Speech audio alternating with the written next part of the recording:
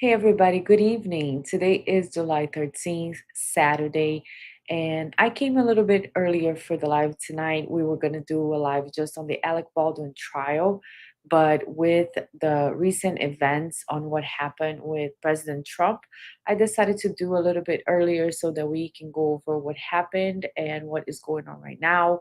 I'm not home, so if there's any issues with the video, the audio, please let me know, and we're going to see President Trump there was an assassination attempt as he was speaking in one of his rallies.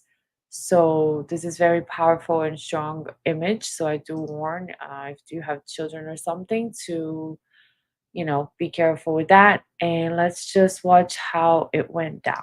Comes right from the government services, comes right out of Border Patrol. Take a look at that. So that arrow is the lowest amount of illegal immigration ever in recorded history into our country. And then the worst president in the history of our country took over. And look what happened to our country. Probably 20 million people. And that's a little bit old, that chart. That chart's a couple of months old. And if you want to really see something that's sad, take a look at what happened.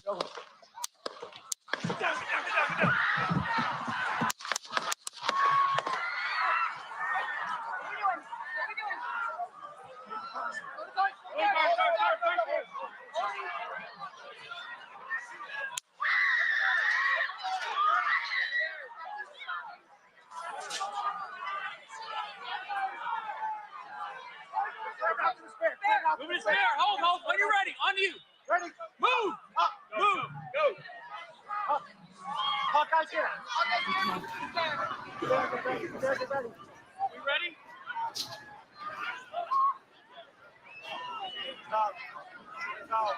Okay, we are watching live at a rally in Butler, Pennsylvania, where former President Trump was speaking on the stage.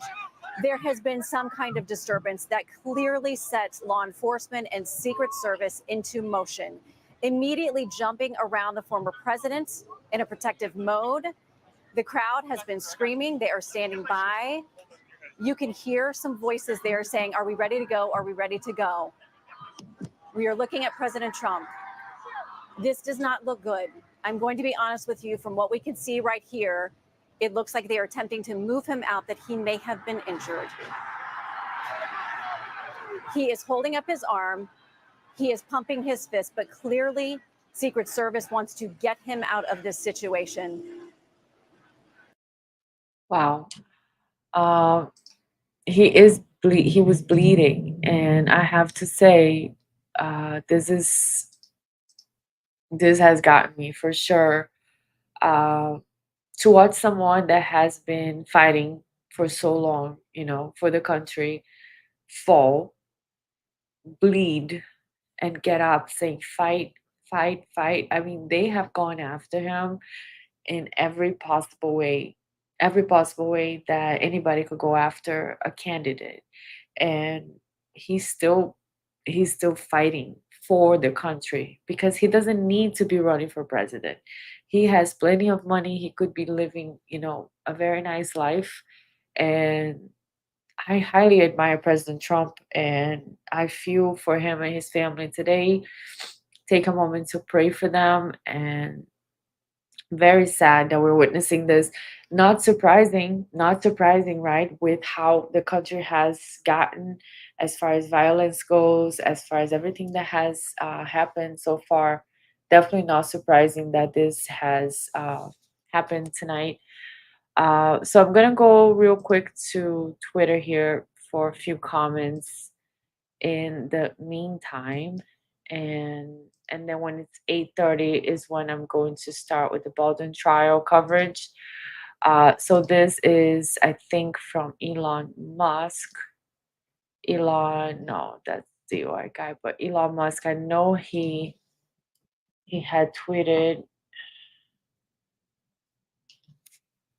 right as it happened. He tweeted, "I fully endorse President Trump and hope for his rapid recovery." It's amazing how the Secret Service works too, right? Because they just went all around him and covered his head, and they just protected him in all ways. Um, he's bleeding. Look at that. He's bleeding, saying fight, fight. That is something. That is something. And the Secret Service doesn't want him to say, doesn't want his head exposed, right? Which they should. They should. God bless you. Oh my God, that is unbelievable. What an unbelievable moment, a historic moment. So I feel like, we should. It's important for us to address an historic moment. Hopefully, this is the last of it. I'm sure the guy is already dead, the one that tried to assassinate him.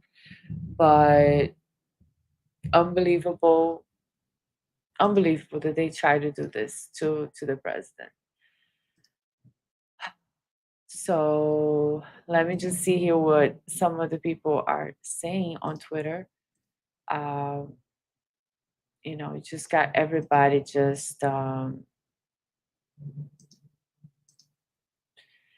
everybody is sharing about what just happened.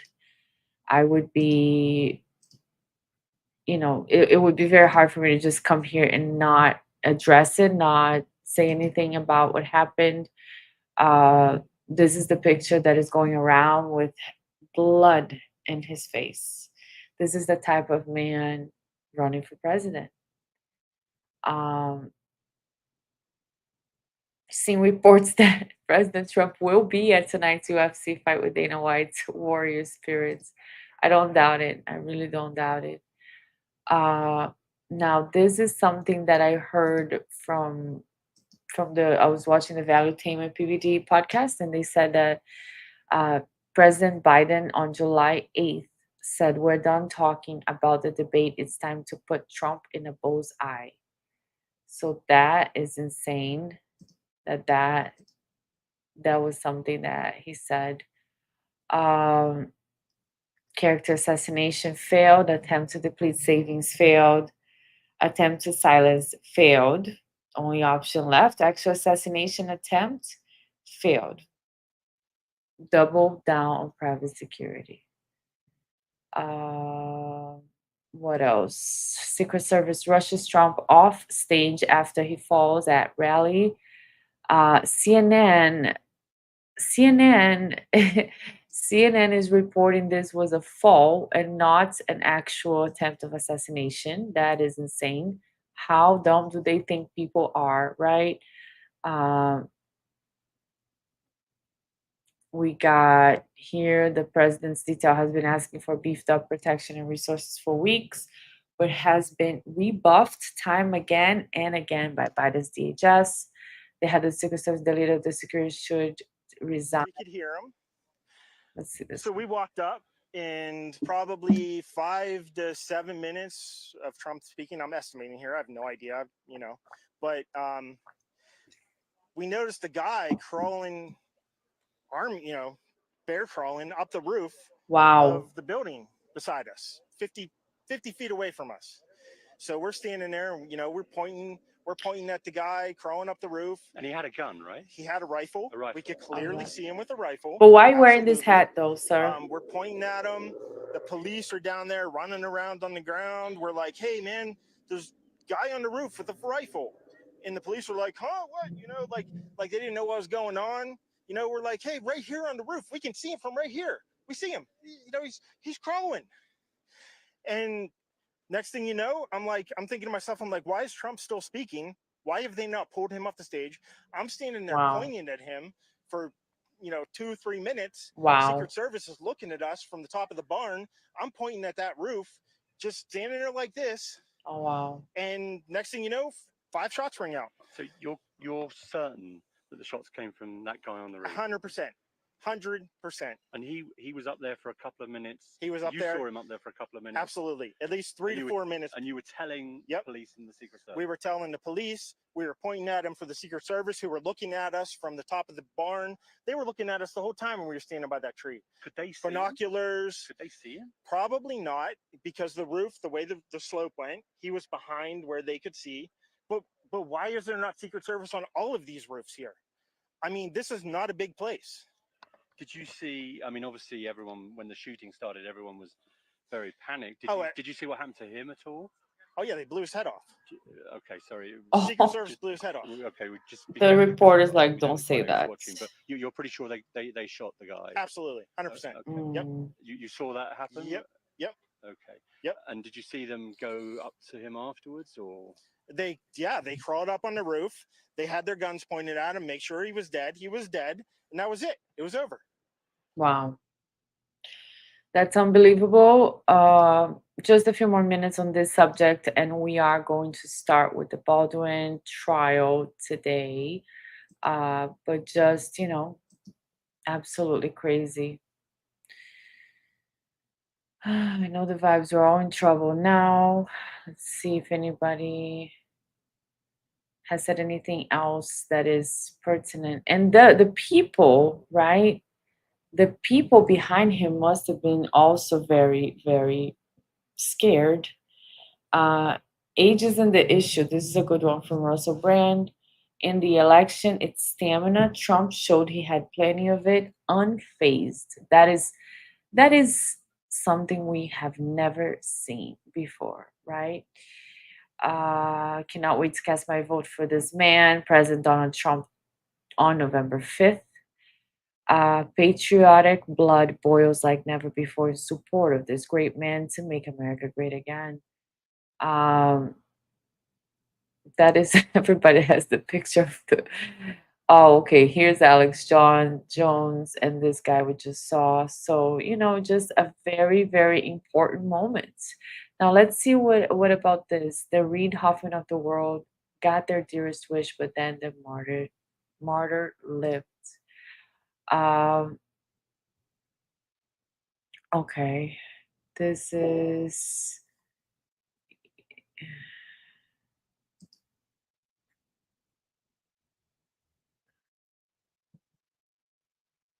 Okay, so let me just read this real quick. Then, in what one source described as the dagger and another as a twist of the knife, Theo sarcastically thanked Hoffman for funding lawsuits against Trump because they had turned him into a martyr, thereby increasing his chances of reelection. I'm so grateful for you, Theo said. From the stage, Hoffman shot back with his own sarcastic quip. Yeah, I wish I had made him an actual martyr. And on that very uncomfortable note, the exchange ended. Both Hoffman and Theo did not respond to emails requesting comments. Hmm. Yeah, there was definitely a lot of the lawsuits that came. They were being funded by one specific person, one specific group, and I feel like he should probably not be doing the live events anymore because this is not gonna stop. Here we got LTL Media. He's also live special report Trump's assassination. Um, you know, Secret Service rushes Trump off stage after popping noises heard at Pennsylvania rally. Done biting my tongue too. Done. Yeah, that's true. I mean, honestly, I usually keep politics out of it because I do believe that we're so divided as a country. There's no way to make commentary on politics unless people are either they're going to agree with you or else they hate you. But this is a situation where the whole world is going to stop and realize what's happening in America. And this is something that has never happened. It's an attempted assassination like this, where the guy gets up bleeding and he continues to fight. Usually they either are able to finish their goal, or and like it happened with JFK. And it's just the way that we are in this war right now. Trump is in this war right now, right? So just wanted to address it so that we don't go into a live without me addressing what happened. And we're gonna start with the Baldwin case now. So when I upload this video, I'll make sure to divide them so it's a different video, and that's what it is. So if you guys want to see who is here tonight, I have a whisper. He's here. He's here. And then I have that's going on. So all right, let's get this started. Let's up, change up the tone and the tune of everything. Alec Baldwin Keys. Good evening, everybody. Welcome to this live where we're going to be discussing the Alec Baldwin quick 3-day trial that just was dismissed in a second. So, we're going to watch a little bit of what happened with Alec Baldwin this week, make our comments, and then go from there so that we can continue to grow, continue to stay engaged. And before we get started, I wanted to address a few housekeeping matters from the channel. The channel is doing so well, and I want to be I want to say how thankful, how grateful I am for every single one of you for sending me messages, for giving me comments, for liking, sharing, subscribing. Right now, we are a little bit short of 40,000 subscribers, and this is huge. But the thing about my channel is that a lot of my subscribers, especially like half of you, started when I started doing meditation videos, a lot of them in Portuguese. So when I start talking about body language and trials here in English in America, the subscriber base doesn't really transfer. So I just want to mention that because I always come to you guys as someone who is beginning, who is growing now, and it is true. So I want to thank you guys for every comment, every suggestion, everything that you guys are helping me with. I'm going to start doing a live meditation video once a week. If anybody's interested, that's going to be fun. And also, I have a promotion for memberships. If you want to become a member of the channel, because we're so small and starting now, we're going to do a promotion, $199 per month, and you can be a member. And we're going to have perks. You guys can give me suggestions for content, and I also can give you a lot of information, my health journey this year. I have lost a substantial amount of weight. I have transformed a lot of things in my life, and I would love to share if that's something that interests you. So you guys can send me the suggestions of what you would like in the members live. And then last but not least, I am looking for suggestions for our members. Right now, I think we're being called M&M, Mind Masters. But if you guys have any suggestions, I have a few suggestions that I got here from AI, Relaxer Zone, Mindful Observers, Bianca's Vibers, Psych and Analyst, etc., etc., etc. So if you have a suggestion of a name for our membership, the channel name is Bianca MMM for Mind Meditation Motivation. We do body language on trials, we do meditations, we do motivations, we do it all here. So without further ado, let's talk a little bit about this amazing case that we watched in 3 days get dismissed. Okay? This is Alec Baldwin. As we know, he was charged with involuntary manslaughter. Now, involuntary manslaughter is obviously involuntary, causing someone to die, right? Let me try to read this. So small in my computer that I can't read it, but hold on, give me 1 second and I will pull up another way to read it. One thing I can tell you that he was looking at 18 months of prison time, and that Hannah Gutierrez, the armor for the movie set, she was sent to prison for the maximum amount of time, which was also 18 months. So Alec Baldwin could have gone to prison for 18 months if the trial had gone according to plan, right? So manslaughter in New Mexico, what is it? How is it? What is going on? Is the unlawful killing of a human being without malice, right? Without planning. Involuntary manslaughter consists of manslaughter committed in the commission of an unlawful act, not amounting to felony, or in the commission of a lawful act, which might produce death in an unlawful manner or with due caution and circumspection. Whoever commits involuntary manslaughter is guilty of a fourth degree felony looking at 18 months. So I want to say hi to Opal. Hello, everybody.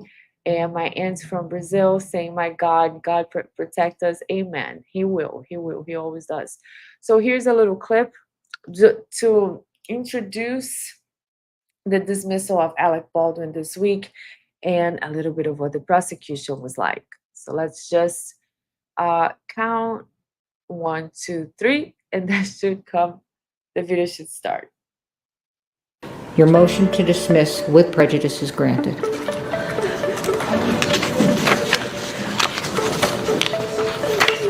Now, with respect to the jury, I don't imagine you all want to return on Monday. I will take care of the jury. Thank you. We are in recess.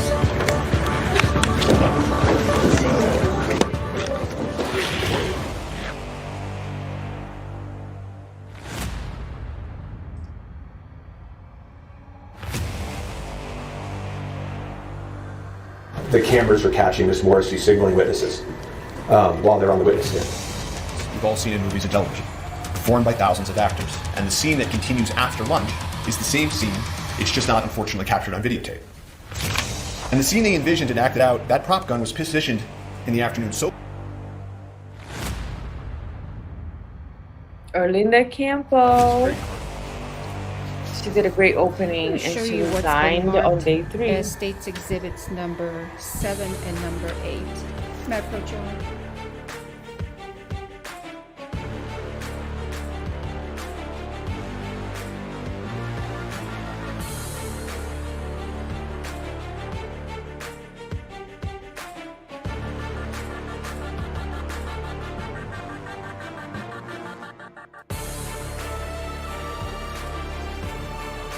We get some body language from Alec Baldwin, right? We get the chewing lips, the nervousness, the anger, the chin up, the protecting, the face touching, which is the, pacifying behavior. We have her looking at the jury, looking at the jury, and just her facial expressions, her whole demeanor, attitude, the way she speaks really bothered me. But now, she got a little bit of what she was. Violations of our obligations as prosecutors. That's not Was true. aware of the new evidence and yet did not make an effort to disclose it to defense. The state's willful withholding of this information was intentional and deliberate. If this conduct does not rise to the level of bad faith, it certainly comes so near to bad faith as to show signs of scorching. Look at her face. She doesn't care. She just keeps going. Like, she has made so many mistakes in this trial, and she just has that, like, washed out face. And this guy's another one that should have been charged, and he wasn't charged. And he comes in making jokes, laughing, smiling like everything is great. And he provided the live bullets, I believe.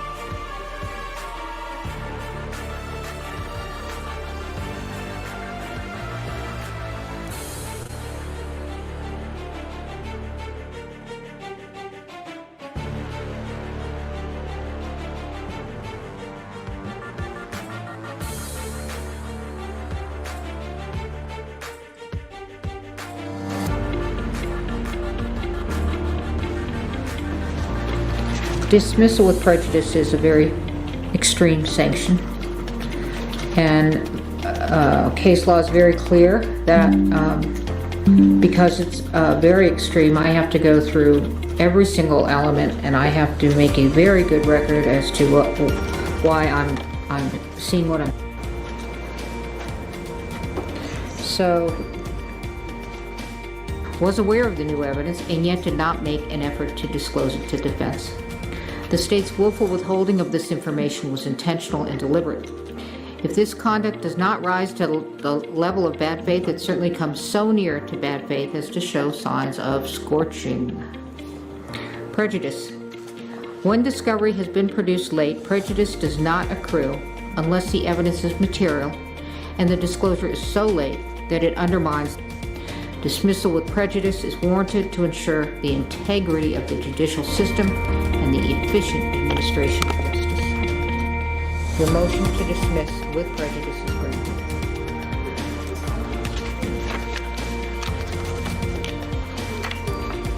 With respect to the jury, I don't imagine you all want to return on Monday. I will take care of the jury.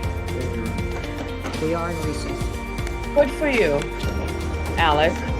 I'm sure he'll never do something like this again. He's an actor. He had no idea there could be a live bullet in there. I think he wanted to say something to the judge.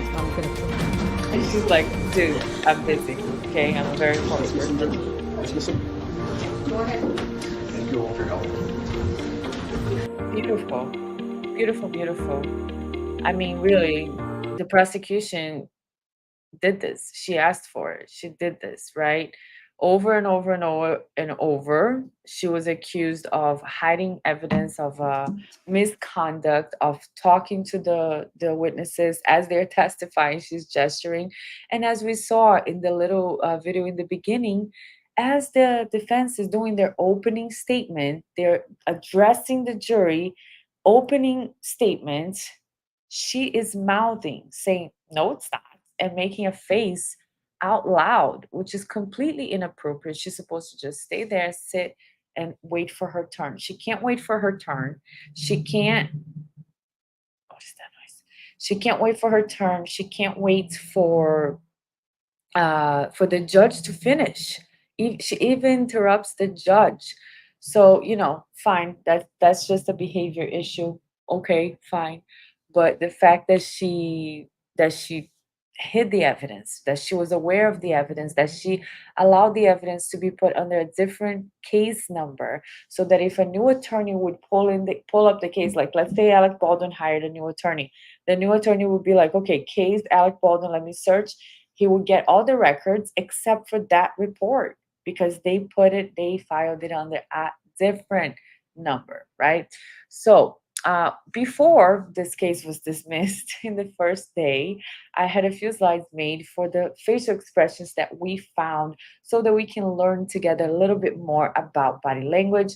I know the case is done, and we're just going to go over some of these to see, right? So for example, on day one, as she was doing the opening statement, Alec's face was one of contempt. So he has like one little side of the face that is higher, like that. That's kind of like when we show a little bit of contempt, which is, he's used to this lady going after him. This hasn't started today. It started 2 years ago, and her saying things about him and about him. So of course, it's natural for him to show contempt when she's speaking, because he doesn't like her.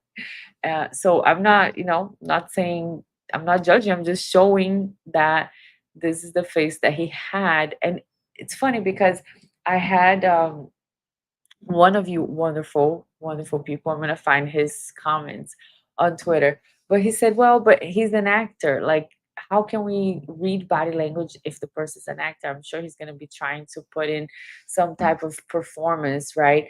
And the thing about body language that is so interesting is that body language has to do with our lizard brain, with our with our limbic system. So it's subconscious. We don't know what's happening, and our brains will make those micro expressions happen in our face without our processing it. We're not trying to make that happen. So the contempt that shows in his face is totally subconscious.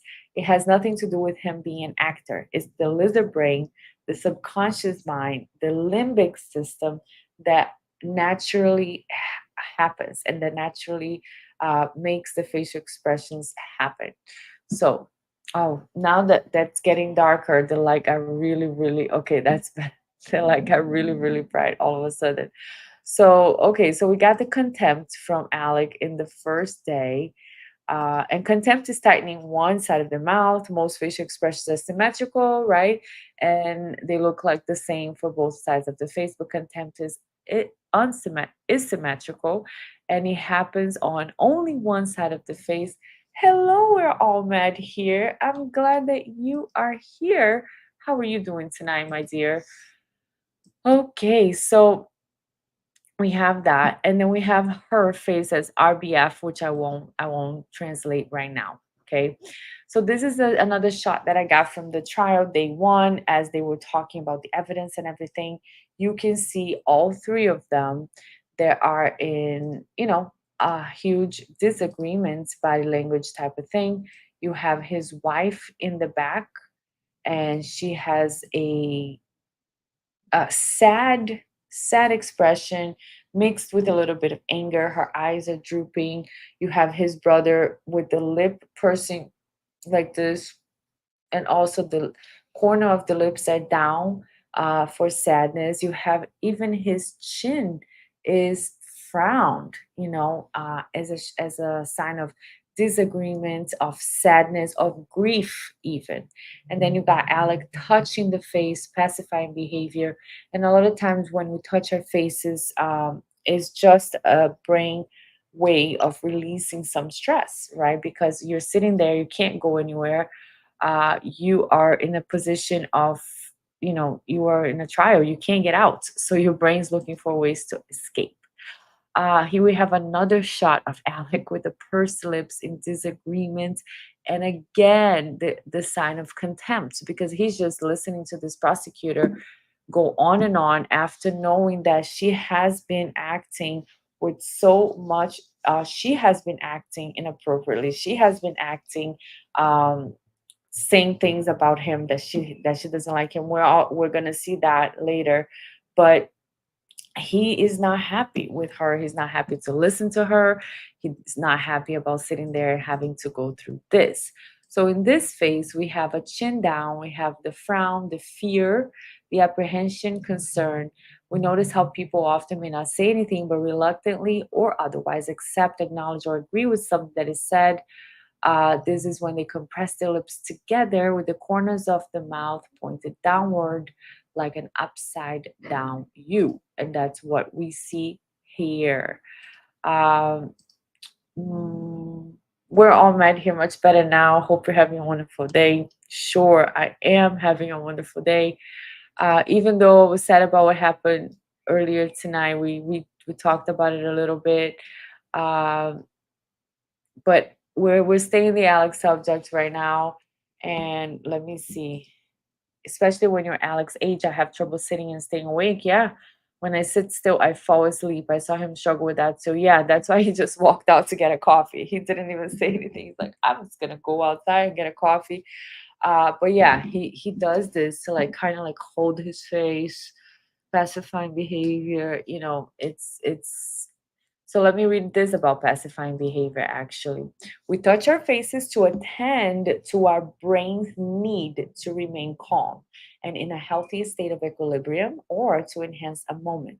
With a sudden increase in stress, which this is a situation of stress, right? Sitting at a trial, the brain assesses circumstances and deploy a more robust touching action. So that's when the hand comes into place, and that's what happened here.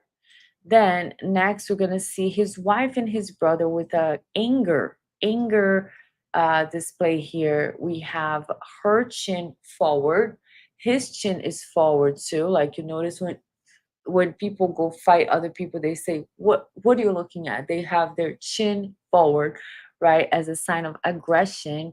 And you have her, both of them are pursing lips. They're both like, which is also something we do when we are being a little bit aggressive. And they're just angry because the prosecution is talking about more of the evidence being introduced, and they don't agree with it. Another thing you can notice on his brother, though, is the flared nostrils. You can see his nose literally flaring up. So it's interesting to be able to observe that type of body language. And here is very interesting during the opening statement from the attorney, who was awesome, by the way. She stepped down from the case before the case was dismissed. She gave an interview afterwards saying, I stepped out as soon as I learned that we withheld evidence. And she did a great job. She really shined. But while she was giving her opening statement, Alex's body language was like, "Huh?" Completely turned away from her. And he just completely turned his entire body. And the whole time that she did her opening statement, he turned his entire body away from her.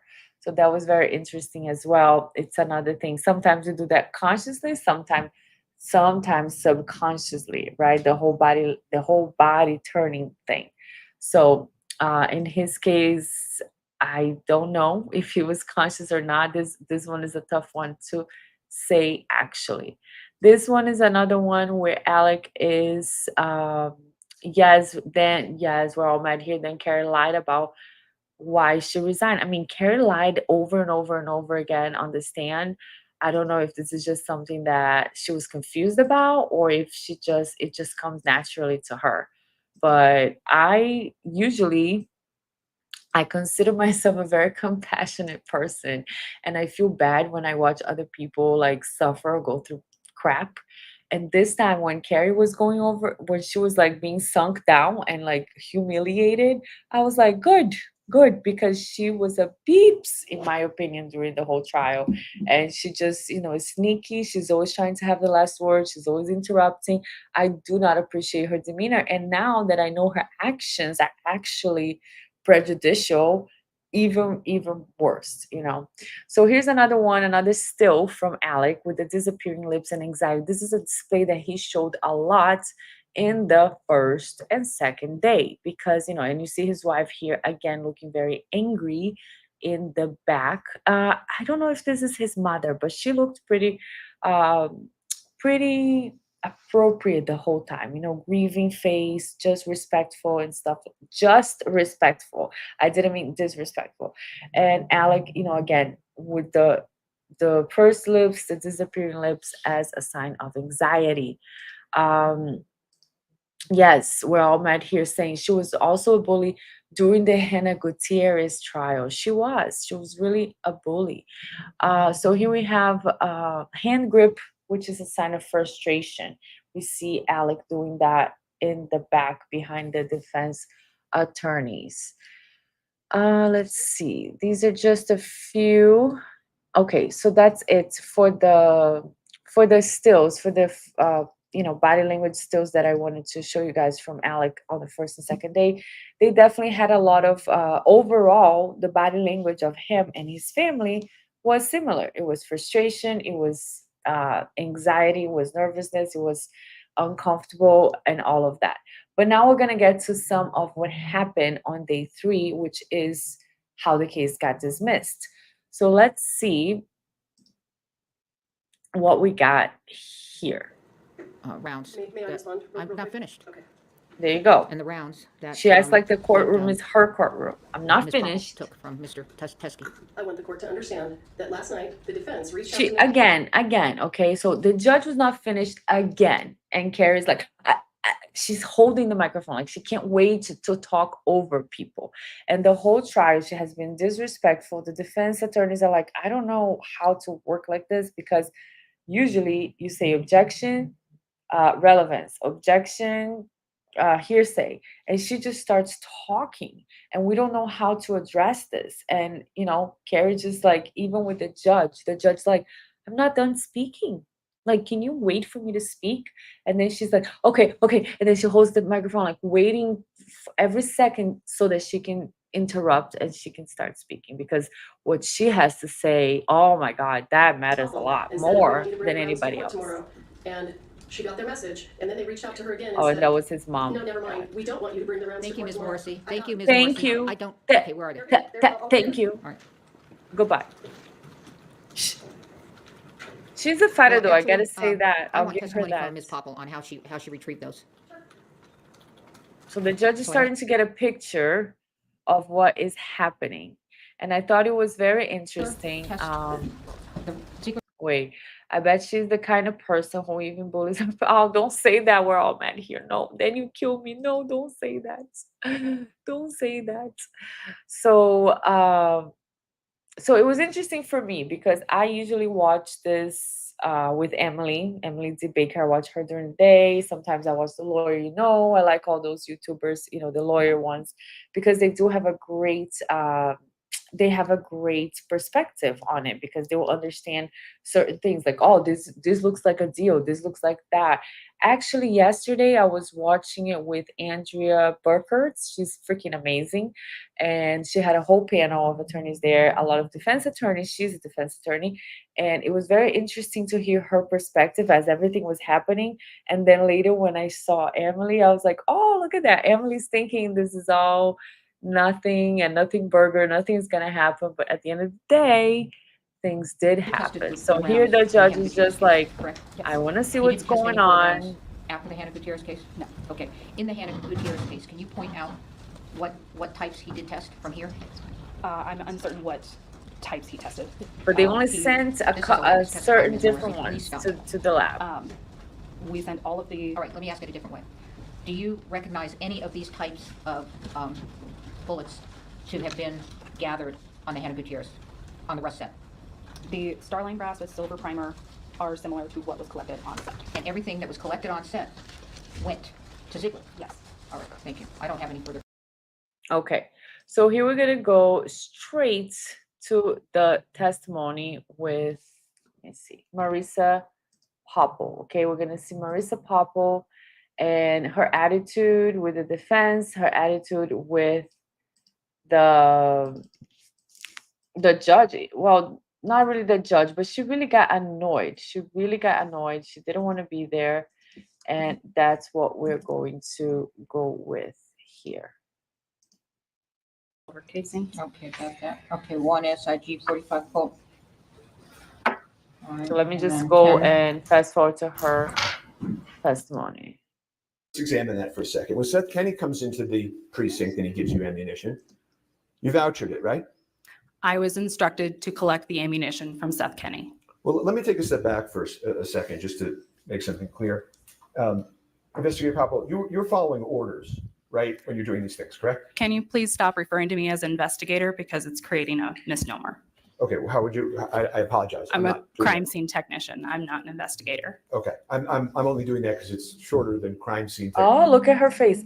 She is so angry right now. She's like, you know, sucking the whole air like, okay, why are you so irritated? If you're the one that created a new number to put this evidence under, and then you're mad because the defense attorney is questioning about it, lady, drop the attitude. It doesn't look good. It's not good for your career. Seriously, you're the one hiding crap from the defense. Well, you're not hiding from the defense technically, but you are helping the prosecution hide, because when you agree to create a new case number, whatever the heck you guys did to put this evidence under, you are not being transparent. So you don't get this attitude when the defense attorney is like, what the heck is going on? Okay. And stop calling me investigator. Stop calling me an investigator. Okay, sir. Okay, lady. He was just calling you because he wasn't trying to like insult you or anything. You don't need to be this mad. You don't look at her face, the anger, the teeth. And this is right after she did the, you don't need to do all that. CST Look at her face. Perfect. Okay. CST Popple. And you got the nostrils flaring here, and you got her attitude, right? You don't need this attitude. You're in the wrong. That's only a little bit more humble, right? And then she goes like, all right, let's keep You're going. effectively following orders when you're deciding whether to voucher this or voucher the Seth Kenny evidence, right? You keep using the word voucher, and I'm not sure what context you're using. Another thing she does a lot that is very irritating during this whole thing, because it's a very serious matter right now. Okay, the defense is catching them in a big error, irreversible error that's going to create a dismissal, and she keeps pursing words and also like correcting him, like, oh, you keep using this term, or your question is very, very long. And it's just like, it doesn't look good. It doesn't look professional. When you're a professional and you make a mistake, please try to be humble about it. Okay, try to be humble about it. Okay, let's see here. Pamela has a very interesting comment. Hi, Pamela. Hello, Miss Bianca. Hi. I also disliked the tech, and after it was verified of what actually transpired, I understood her defensiveness, but it wasn't her responsibility to tell the defense. It was the prosecutor. Absolutely. Yes. we understand it wasn't her responsibility, right? Because later the judge is going to ask, were you there? She has a supervisor. She makes certain decisions. Yes. She has a supervisor. Yes. And also the prosecutor was involved when they created a new case number, a different number to put this evidence under. So it's not her responsibility to go and disclose to the defense. She doesn't know what the defense has or not, right? Absolutely correct. But what I'm saying is, she does understand how evidence in these cases work, and she's not completely. Uh, how do I say this? When they decided, when the prosecutor encouraged, or her supervisor encouraged her to create a new case number, I don't think she was completely uh, blind about it. I think she understands that if she creates a new number, anybody that searches for that case, and any defense attorney that maybe is changed in the future and searches for that case, is not going to get all the evidence, because that specific thing is going to be under a new number. So I think she does have a little piece of not blame, but like responsibility, or at least understanding about what happened, that she shouldn't have all this attitude. You know what I mean? Like when you have all these attitudes because you're in the right or something. And then Pam was like, I'm not defending her, but she knew she was wrong. Yeah, so I understand completely, Pamela, and I understand it's not her responsibility. Trust me, I would be going way harder on her if I thought it was her responsibility. But I'm just making comments on her behavior, her facial expressions, and her attitude, because that's what we usually do here in this channel, like that, the whole body analysis. Because I think, and I used to be a very defensive person as well, especially when being criticized. Nobody likes to be criticized, right? So absolutely, I understand. I'm not judging her. I'm not in her position, but it's just her attitude towards the defense attorney. Let's watch a little bit more and see what we see here. I apologize for that word choice. When you inventory and make a report, I think your testimony is you're doing it at the direction of supervisors. Is that fair? Most of the time, yes. Okay. So when Seth Kenney walks into the precinct and gives you ammunition and says it's from the Rust case, you all inventoried it, right? Yes. You took photos of it, right? Yes. You put it under the Rust case number, right? Yes. You turned it over to the defense, right? No. According to my knowledge, yes. Okay. Somebody else comes in to the precinct. Okay. And he keeps looking at the judge like, you hear this, judge? You hear this, right? judge? Yes. Who is a former police officer, right? I believe he stated that, yes. Okay. And I assume you all have the diligence to be able to confirm that, right? I do not know if it was confirmed or not. Okay. And he comes in and he also tells you he has evidence, right? He told us 3 years later, after a trial, that he had evidence that the defense wanted him to use that he no longer wanted to hold on to. Okay, let's break that down for a second, right? Mr. Teskey isn't involved in your meetings with the prosecutors and Corporal Hancock's meetings with the prosecutors up until the trial, was it? Not that I know of. Okay, so doesn't it make sense that he would have seen the trial on television, been completely outraged at what he was watching, not trusted law enforcement, and then walked it into the precinct? Doesn't that make sense? I do not know what would make sense to Mr. Teskey. Okay, didn't he in fact tell you, I don't trust Miss Morrissey and the prosecutors? He did not state that to me. He didn't on your oath? You sure about that? I do not recall him stating that. So he turns this round in, and you, when he turns it in, obviously recognize it as Starline brass, nickel primer, Colt 45, correct? He's like, look, Morrissey lied again. Okay. So it's not as if he came in and just turned in a bunch of shells, right? He did turn in a whole bunch of shells. Okay. But Only his shells? Turn in shells, right? He turned in multiple different 45 rounds. Okay. I'll ask the question a third time. He didn't just turn in Oh, look shells, at her did face. He turned in multiple 45 rounds. Including rounds that matched the round that struck Miss Hutchins, right? Again, I wouldn't use the word match without further analysis. But you didn't send it for analysis. The reason that we don't have further analysis is you all didn't send this to the FBI for further analysis, did you? We did not. Right? Because if you had, it would have potentially proven the fact that all along this ammunition did come from Seth Kenny. Isn't that true? What I was informed of by Mr. Teskey was that the ammunition originated from Joe Swanson. And then went in the green ammo can to Seth Kenny. I do not recall him speaking about a green. Look at her face. Look at her face, Carrie. So she has to use her fingers now to illustrate because we can't understand her words only. So she goes like, I do not think, she definitely gives me some Jennifer McCabe, but who gives me Jennifer McCabe vibes at the end is Carrie. When Carrie, I'm gonna show you guys when she's testifying, she just gives me Jennifer McCabe vibes all day long.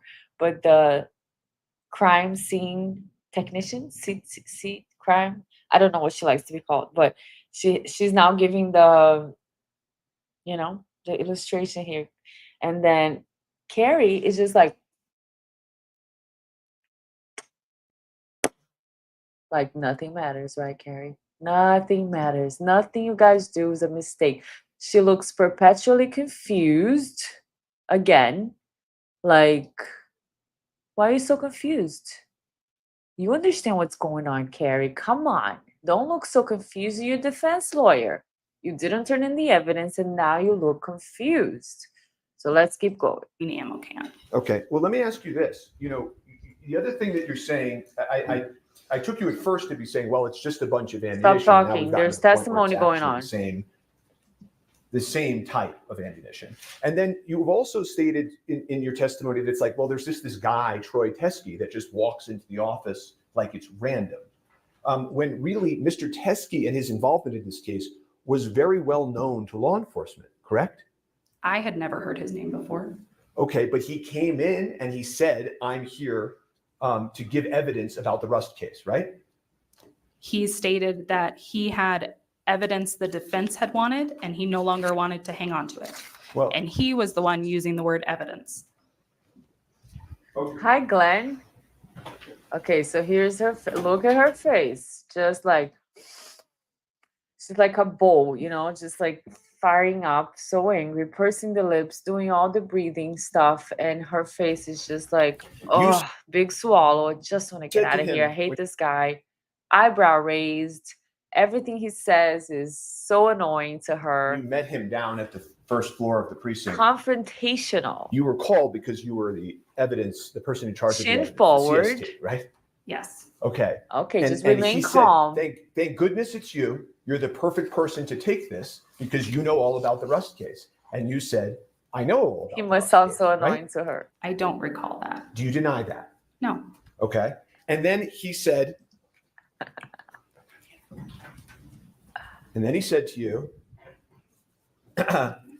this ammunition was in Seth Kenny's possession.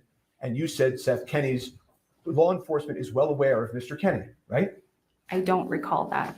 You don't recall many things, right? How convenient when people just don't recall. Just don't recall. So you take this ammunition on March 6th, right?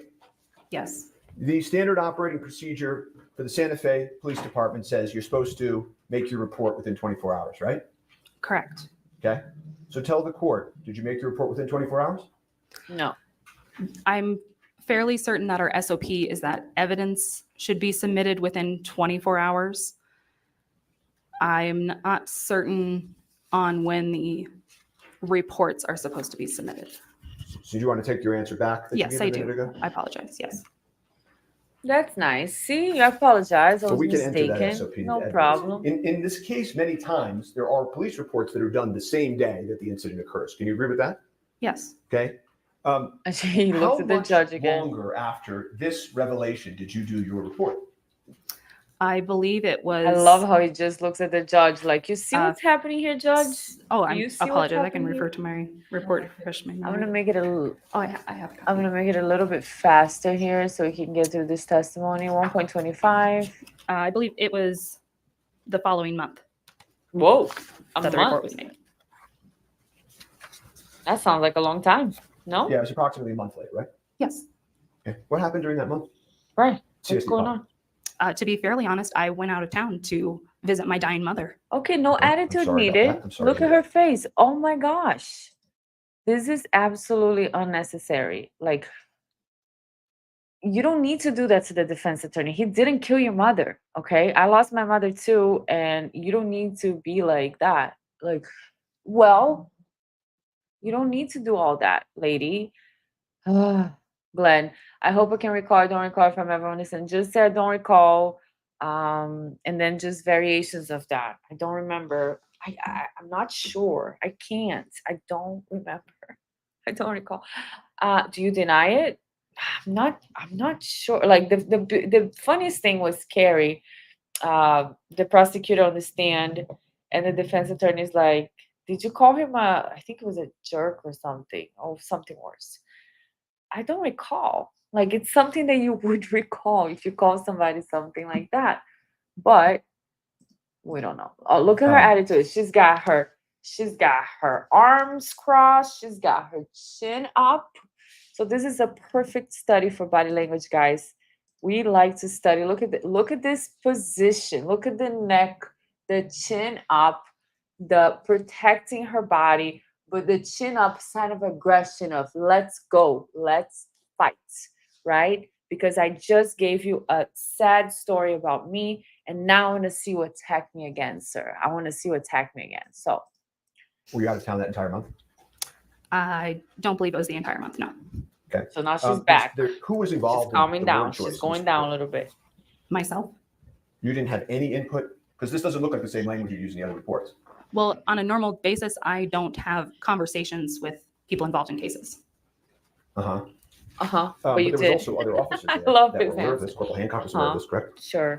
She was notified about, yes. Okay, and so was your supervisor who was there with you, correct? Yes. So you're not telling me and this court that you had no input at all in the drafting of this document, are you? It was Oh. reviewed by my supervisor. I don't believe any corrections were made to it or requested by him. Did you have input to it? The question. You know, it's just, there's a funny sentence in it. It says, and it's a sentence I've never seen in a police report. You tell me if you've ever seen this in a police report in your entire career. It says, it should be noted that this is not actual evidence from the death investigation collected by SO detectives. You are not reading my section of the report. You're reading what was written by Lieutenant Brian Brandel. I was going to say, it doesn't look like you're writing. So the lieutenant writes in, thank you for clarifying that. I just got this report, as you know, right?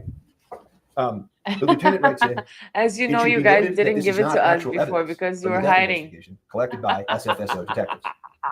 Did I read that right? I believe so, yes. Okay. In your career, going back to when you were at CST in Florida, all the Family saying, so shoddy police work causes a mistrial. Sound familiar? Anyone? Karen Reed trial.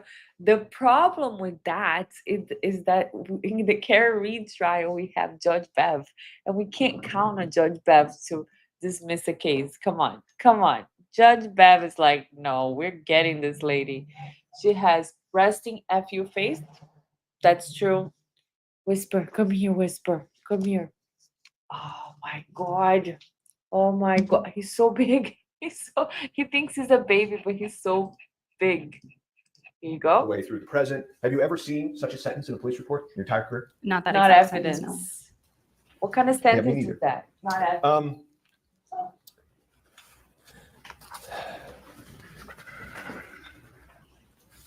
She's so red. She's fuming. And that's the prosecutor's fault to put her in this position and then just throw So her under you're, the bus and have her be grilled like this. It's the prosecutor's If you fault. could just look at this report for a second and help clarify for me which But parts she of this could you have filled also out versus said, the I'm not lieutenant? doing that. I'm not creating The a new section report. that starts at the top I'm going to with my make name. something to connect the reports. She could have done Well, let's just something go like page by that. page. That would be page 5. Couldn't she? I don't know if she has this type of not power, but this type of ability to say, I'm not gonna create a new case number. I'm just gonna supplement it and make sure that they're connected. After this occurred, did this cause you concern? Right. Trustee Popple, that this was handled this way? It did not. There you go. That's what I was talking about. Did it cause you concern? Would be a perfect time if she had any type of okay, let me not call names, but if she had been like, okay, this is weird because when the defense looks for this case, they're not going to find this specific report. They asked me to create a new number, a new case number, whatever. So when people look for it, they won't be able to find it under the case number on Alec Baldwin. Now somebody asks me, okay, did that cause you concern? Yes, that sounds shady, sounds weird to me. And even though my supervisor told me to do it, it did sound weird to me. At least she could have said that. She says, no, doesn't sound shady to me at all. Sounds perfectly normal. All right. And as I asked you yesterday, you actually said when you were meeting with Mr. Teske, this is the ammunition that we've been looking for from the Rust set, didn't you? I don't recall stating that. But you're not denying that. I'm not denying it. What? So it is the ammunition, and you don't recall. I don't know whether the most critical evidence in this case is the gun that was sent off to be destroyed or the round that killed Ms. Hutchins. It probably is the round that killed Ms. Hutchins. Would you agree with that? That was probably the two most important pieces of evidence in this entire case. I'm sorry. Can you please restate your long question? Sure. Would you agree with me that the two most critical items in this case from an evidentiary perspective were I probably always felt bad for the people whose face firearm, turned red. in Yes, question, I don't have that and problem, but the that live must suck. ammunition You that can't struck hide it. Ms. Hutchins, right? I would say the firearm and the live ammunition from the set. Okay. So, And so the firearm, which we've had hearings, discussions about, was ultimately destroyed, broken beyond repair by law enforcement, right? Was broken by the FBI lab. Okay. And Beyond the repair. report that was issued by the experts for the prosecution about that firearm and whether or not it had been modified before was buried also by the prosecutors, correct? I do not know about that report. Okay. And then we can turn to this second most critical piece of evidence in he this keeps case. looking at the judge And, like, look at this. This was also buried by law Judge. enforcement, correct? No. No, it wasn't. Okay. Were you in the precinct when the evidence viewing occurred with the defense? I think you said yesterday that your partner or your colleague dealt with the evidence viewing. Yes, my colleague and Detective Hancock, I believe, were there. But you didn't, nobody asked you to take this vouchered, sealed evidence out and show it to the defense, correct? When the request was made, I believe they couldn't quite narrow down everything that they wanted to view. There was quite a bit. Oh, so this was a narrowing down issue? The reason that this wasn't shown to the defense is a narrowing down issue? No, I'm stating that they couldn't quite tell me in detail what they wanted to see.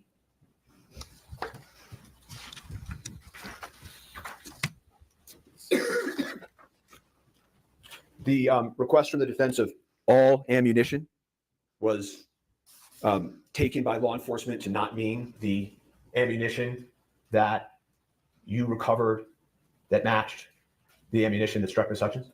I don't believe they looked at all the ammunition that day. Well, no, but the request was all ammunition. So I'm asking you, did law enforcement interpret that request to not include this critical evidence? All of the items that were pulled for the case were under the Rust case number. Which was a perfect plan. You're asking me if there was a plan? Well, I'm saying whether there was or there wasn't, it worked out pretty well, right? I'm not sure what you're getting at. There was a request to view the evidence from Rust. That is the evidence that was pulled. Well, your report says this is evidence from Rust, and then it just puts it under a different case number, and the lieutenant then writes that sentence in saying this isn't evidence from Rust, right? My report states that Mr. Teske believed that it was related to Rust, and then I listed the case number next to that. Who's Do you Mr. remember when we Teske? started- Oh, is that the guy that brought in the evidence? Do you remember when we started Mr. Teske. my examination of you yesterday, how I sort of said to you, the way you know what evidence to find is by what people tell you? Do you remember that? Yes. And that when you're at a burglary and somebody says, oh, you better pick up You that guys are glove, funny. you don't know that that person's telling the truth or not, but you pick up the glove, right? Depending on the circumstances of the case, possibly.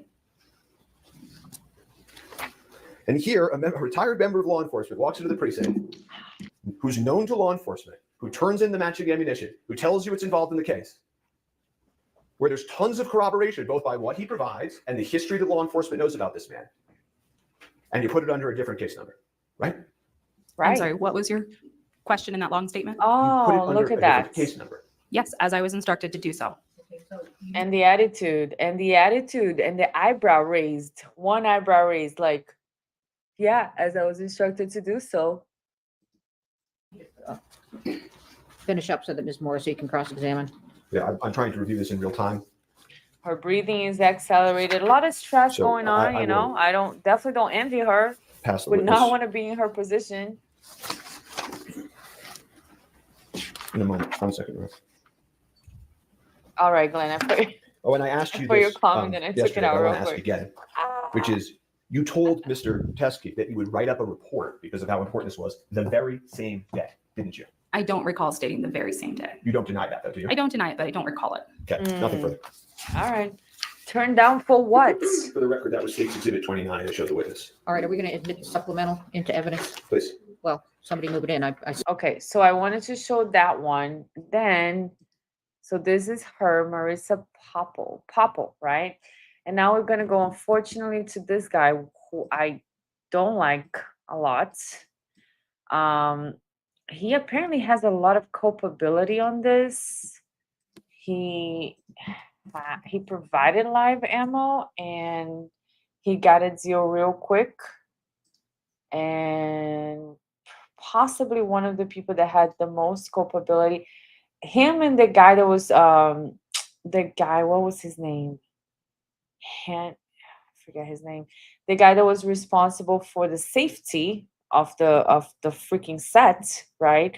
Also didn't get any serious indictment here. So I'm gonna go with Carrie. Unfortunately, I have to listen to her a little bit here, and we're gonna make it a little faster and see where we stop. Coach and armor to the film industry for Seth Kenny, going on guys. 60 years. Let me fast forward And this. does he have a daughter? He does. About 50 rounds. Do you have any idea approximately how many rounds were taken to Texas? She has a Yeah, I mass know and exactly. It attitude was from Smith 325 College. rounds. That's do you the know previous exactly? witness, Marissa. Well, it was a guess of fails that there was between 200 and 300, and they were loosely combined in a small military green ammo can. I love though. I was watching Andrea Burkhart. I don't know how to say her name correctly, but she's great. And then you had Danny on direct there, the other attorney, and she was making these voices like a California guy for him, like, "Oh, dude, I don't know, man." And then I couldn't like not hear that anymore And every time I when hear opened him. up that bin in Texas at the firing range for the first time, I had brought Dude. along 10 boxes, white plain boxes with styrofoam inserts that held 50 rounds each. So I populated those boxes, and then it took a picture of those boxes. And one of the boxes is dog-eared, means it's partial, and coincidentally it held exactly 25 rounds. In case I missed it, how many rounds came back to New Mexico? Between 50 and 100. And when they came back to New Mexico, where did they go? They went, because I was running low on space, they went into the bathroom. So funny. Were they in the green can? No. Once they had been populated into the small white boxes, the green ammo can went to the firing line and was being used for the spent shells, for the spent cases of fired brass. So how were they kept at PDQ? They were kept in that same gray bin, large household typical gray bin, and within the same boxes that they had populated or gotten populated into at the Texas firing line.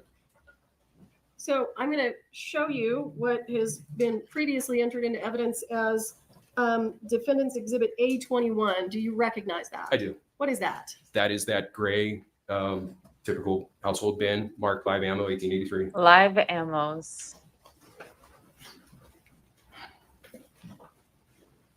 Sir, I want to be clear with you. After this came back to Albuquerque and was at PDQ Props,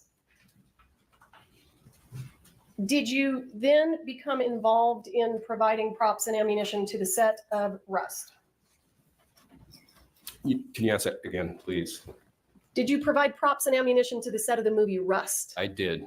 Or was that after you brought these back from Texas? I do not know. I do not know when this bin came back to Albuquerque from Texas. You drove it back yourself? I did, but I did a few trips. You don't remember the day that you brought it back? Correct. Okay. It could have been before the shooting, could have been after the shooting. Understood. In terms of boxes of dummy rounds, how many boxes of dummy rounds did you provide to the set of Rust? A single box of 50 45 Colt dummy rounds. That was the single box. The rest of them were of different calibers and were not contained in similar boxes. So you provided one box of dummy rounds. That's correct. Where did you get this? Those came off the set, off the prop truck of 1883. And did you inventory them or do anything with them before you provided them to the set of Rust? Yeah. So, yes, there was. I essentially grabbed a double Burkhart. grocery bag and Burkhart. dummies because I knew they were running short. And I'd Andrea? heard that they were I running know how short to on say set. Andrea. And I thought, well, just in Burkhart. case, I'll grab some Hi, extra for them. Calico. And so from that plastic bag, Okay, I'm gonna the fast forward following this guy. I can't stand him. I can't stand him. Where's the defense? Does the defense question him? Because okay, let's just go straight to cross because I can't stand him. don't believe that is a round that came from PDQ. When you say you don't believe, which I think you said in direct, is you're not certain, but you don't believe, correct? It's 2.5 years ago. It does not appear. I'm Bro. 99.9% sure that was not Bro. inclusive of the original styrofoam insert of 50 in the box. Okay, so it sounds like you're not certain, but fairly certain, and it's been a Oh, long time. me, Is that fair? yeah, Yes. Kelly, I Okay. did At watch the it. time, I when watched your it memory a was few fresher, times. You actually It received a was photograph. epic. This was of, epic. This This missile day was epic. of this, and you told Detective Hancock, this, Never seen anything like even it. has a Don't nickel think I primer, ever which is will sketchy. again. correct? Can I don't know what. Shut up, the lady. photograph Stop is. The photograph is what? interrupting. Did you, in fact, tell Instead of can Detective I? Hancock that Objection. picture, Objection. that round was sketchy? I recall saying that or texting her, Oh, you possibly haven't texting her watched saying it, Glenn? that Okay, I'll because stop it was talking. concerning Sorry. because it didn't look like any of the antique rounds that I had provided. Right. So at the time, years ago, when you first see this, when your memory was fresher, the word you used was sketchy, correct? I recall that, yes. You were sketchy. The incident happens on the 21st of October, and at 1:55 p.m., you receive a text message from Sarah Zachary telling you that this has occurred, correct? I think it wasn't a telling me that it occurred. It just said emergency in all caps. And you called her, right? I did. I missed a call from her, received the text. I think I said I'd call her back, and I did. Okay. Wow, Within look just at a that. minute or two. Doesn't matter. And between the answer. time you provided, whatever it is that you provided to Rust, and the moment you get that emergency text, isn't it fair to say you're not sitting around, daydreaming and wondering and thinking about each round you provided and whatever you provided to the set? You do this for a living. You do it lots of times, right? That's correct. Yeah. But the moment that happens, right, things changed, didn't they? What changed? Well, Miss Hutchins died, right? I wasn't aware of that. Right, till Kelly. hours Just later. say yes. I called her back. No, I did. You spoke She to Miss texted, then I Zachary called. 5 times that night, right? So annoying. I don't recall. Probably. Ms. Zachary, had the shell casing, right, at one point that evening? No, I don't recall that. You don't recall that? No, that she said she held the spent case from the gun. I don't recall that. Sarah Zachary threw out some of the evidence, correct? I had heard that months and months afterwards that she had thrown out dummy rounds from Jensen Ackles' gun. Months and months? I believe so. Sure about that? Fairly. It's been a long time. You're a Right. And sketchy the only guy. messages that we have from around that time Sketchy we're going to look guy. at. But you knew at that moment that you had just provided 45 Starline brass dummies, correct? With nickel primers. Nearly all the dummy rounds I provided Starline brass. Nearly. You would agree with me that anybody who did provide that round or brought it onto the set would have every reason to want to deny that, correct? No. Hannah Gutierrez admitted in questioning at the sheriff's office that she brought the box that contained the live rounds. No, she didn't. She actually said she hadn't seen that box. And that's just something that's been fed to you by the prosecutors. Isn't that true? No, I've actually seen the interview. Okay, well, we can pull up that interview if we need to. So the week after the accident, that we have some of your text messages, right? Yes. Okay. And you weren't sleeping, right? Correct. You were drinking a Okay, lot. so hold on. I wanted to ask you this while I'm at here. I don't know if you're still here. So Seth Kenny, this guy that is testifying right now, his girlfriend was Sarah that he's talking about right now, the one that got rid of the bullets or something. Yeah, and Seth Kenny is very quick to say everything was Hannah's fault. I can't believe it was Hannah's fault. Okay, so there you go. So Sarah was his girlfriend, and they're both in it, right? They're both in it on the hiding thing. They both pushed Hannah under the bus. Not that Hannah didn't have any responsibility, but everybody had a little bit of responsibility, and it was just easier for them to just push all the responsibility to Hannah, as he keeps doing it right now. Pamela says, I got kicked off for some reason. Gonna rewind. That's weird. Oh, look at this. They were all having an affair. and he wanted Sarah to get the job Hannah had. That girl looked young for this guy, Sarah. If I'm not mistaken, I gotta look it up. Glenn is saying, I don't have a problem saying yes. It's more the consequences of saying yes sometimes. It's more the consequences of saying yes sometimes. Yeah, correct. Correct, Glenn. Correct. I don't even remember. You were talking to your cop buddies to try to I get love advice this about the defense case? attorney, the female, I forget her name. She's I great. don't recall that. I love her Texted Sarah Zachary demeanor. in the days that followed. I don't Do think not they ever say thought it anything would go or this write far. anything Yeah, to anyone, they're writing it. They're writing Yes, the I remember song. that text. Do nothing, say nothing, write nothing. Look Correct? at that. She Well, told you she wanted to get a lawyer. Well, you were right? writing. Yes. Told her not to get a Idiots. lawyer, right? Do nothing, say write nothing, as I'm writing right now. In fact, at one point you just said shh with an emoji, right? I don't recall that. Okay. You did provide Detective Hancock. Do we have that photo that was entered into This evidence guy. on the This screen? guy. Okay. Did you email that? Yeah. Okay. Well, we'll get it in a minute. But the Who are one you that you asking just saw on the there? screen Do we have that of you and photo? Mr. Teskey. Do you remember that photograph that you just looked at? Alex, the like, reloads? please get me out of here. You actually took a screenshot of that and sent it to Detective Hancock, correct? It sounds like something I would do. I don't recall doing it, but it sounds accurate. sounds Okay. something like I would do. Does it sound like I don't have the photo, so but the photo that you took and sent to of the screenshot that you sent to Detective Hancock, it included that line. Yes, this is evidence in the accidental death, right? That was my speculation prior to learning that the live rounds from Rust had nickel primers. Well, sir, that's the problem with your testimony, isn't it? Which is what? In the very same text chain, you asked about nickel primers. So how is it possible that you didn't know about it when you said that this is evidence in the accidental death? Because the meeting with Hancock and the text exchange with the pitcher occurred on November 1st. 2 days later, on November 3rd, I had asked by text whether or not any of the rounds had nickel primers. And he replied, that Troy Dusky replied, no. And at that point, that was the reason why. So this is Lie to me. That was the reason why. What? Just lie to me. Just lie to me. I'm listening. Go ahead. It's court exhibit 2, perhaps, of this Yeah, hearing. and then cover your mouth, okay? Because covering your mouth right there that he did right after his sentence is another sign of body language that your limbic system will do, your lizard brain will do, kind of like say no evil, right? We cover our eyes, see no evil, hear no evil, cover our mouth, say no evil. So maybe if he is lying, which I don't know for sure, if he's lying and then right after he covers his mouth, that would make a lot of sense because that is kind of like cleansing, right? I just got away with that and I'm going to cover my mouth. We're all mad here. He was so handy. Do you like the defense attorney? I liked him when he was calm and winning. LOL. Which one? This one? I like all of the defense attorneys, but I do have a thing for defense attorneys. Usually, I try to go to the try to watch the trial very like impartial. I'm open to both, sides. But because I don't know what it is. I'm always more pro defense, and prosecutors just feel slimy to me most of the times from the trials that I have followed so far.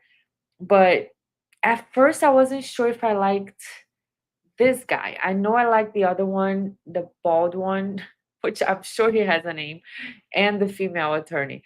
But this one, I was like, I don't know if I like him, if he's too inexperienced or something. He sounded right, but he's great. They're all great attorneys, and I like them all now. Especially after that day. States 1. Haven't had a chance to mark it. That's fine. We'll call it States 1 for now. You see it on your screen? I do. Okay. And you say, yep, it's evidence in the accidental death, correct? That's on November 1st, yes. Correct. That's what you wrote, sir, right? On November 1st, yes. Okay. And you didn't say anything about speculating, did you? No. Okay. But when you screenshot this to Detective Hancock, which I'm going to talk about in a minute, let me ask you, after So he this says, is Alex okay, Spyro. you say, this sucks, but she's seriously trying to blame everyone else for her mistake, correct? Yes, that's what it says. Okay. So it's, this sucks, but she's trying to blame everybody else, right? Yes. This sucks, that it comes from the same batch, but it's really her fault. Oh because yeah, she if loaded it this into is the the weapon, judge right? in the Karen Reed Well, first off, I trial, pronounce that we ugh. could have had so many dismissals, And then what was the second part of your question? direct verdicts, But so it's her many fault things. because she loaded it into the weapon, correct? Certainly. And you said that over and over again as you continue to meet with law enforcement that whatever happened here, it's her fault. She loaded it, correct? Well, certainly she's responsible for loading a live round into a gun on a movie set. How come when you provided the screenshot, this is defense one for the hearing. How come when you provided the defense Ed, sorry, Ron. How come when you provided the screenshot of the text message? The judge is to on Detective top of it Hancock, you all, left okay? out The judge is on top this of it. sucks. But seriously, she's trying to blame everyone else for her mistake. If you put that back up, I think you'll see that the digital keyboard is in the way of whatever's underneath it. I see. And is there something with your phone where you can't take multiple screenshots and just go further down like you did 10 other times in this case? So that's a picture of a picture. I understand that, but I'm asking you. He's such a smart ass. Why didn't you provide the message of this sucks? I did, and what I'm saying to you is He was like, I say this, ugh. Oh, he just sucks. Hold on one second. I want to show you guys who Sarah is. Apparently the girl that he was having an affair with, like something with. This is her right here. Her name is, no, I'm sorry, guys. I'm so sorry. This is Helena. This is Helena Hutchins, the victim. Helena Hutchins is the person who unfortunately passed away in this incident that occurred. So we got Alec, okay. We got Carrie Morrissey with her perpetual confused face, or like she smelled a fart. It just looks like somebody farted in her face, and that's the face she always has, okay? This guy, Luke Nicholas, I believe. Oh, okay, so he's no longer in the case. Judge, okay, the judge here. We got Hannah Gutierrez Reed, who was convicted to 18 months. Okay, David Halls. Where is Sarah? Okay, we'll go back to that. So let's go back to this guy again, unfortunately. is that when you take a picture of a phone with a keyboard up, it's going to block the lower half of the message. Okay, so on November 1st, you agreed to an interview with Detective Hancock, correct? Sounds about right. Yeah. No other officers. Yeah, November 1st, yeah. No other officers were present, correct? It was just Hancock in the interview room, correct?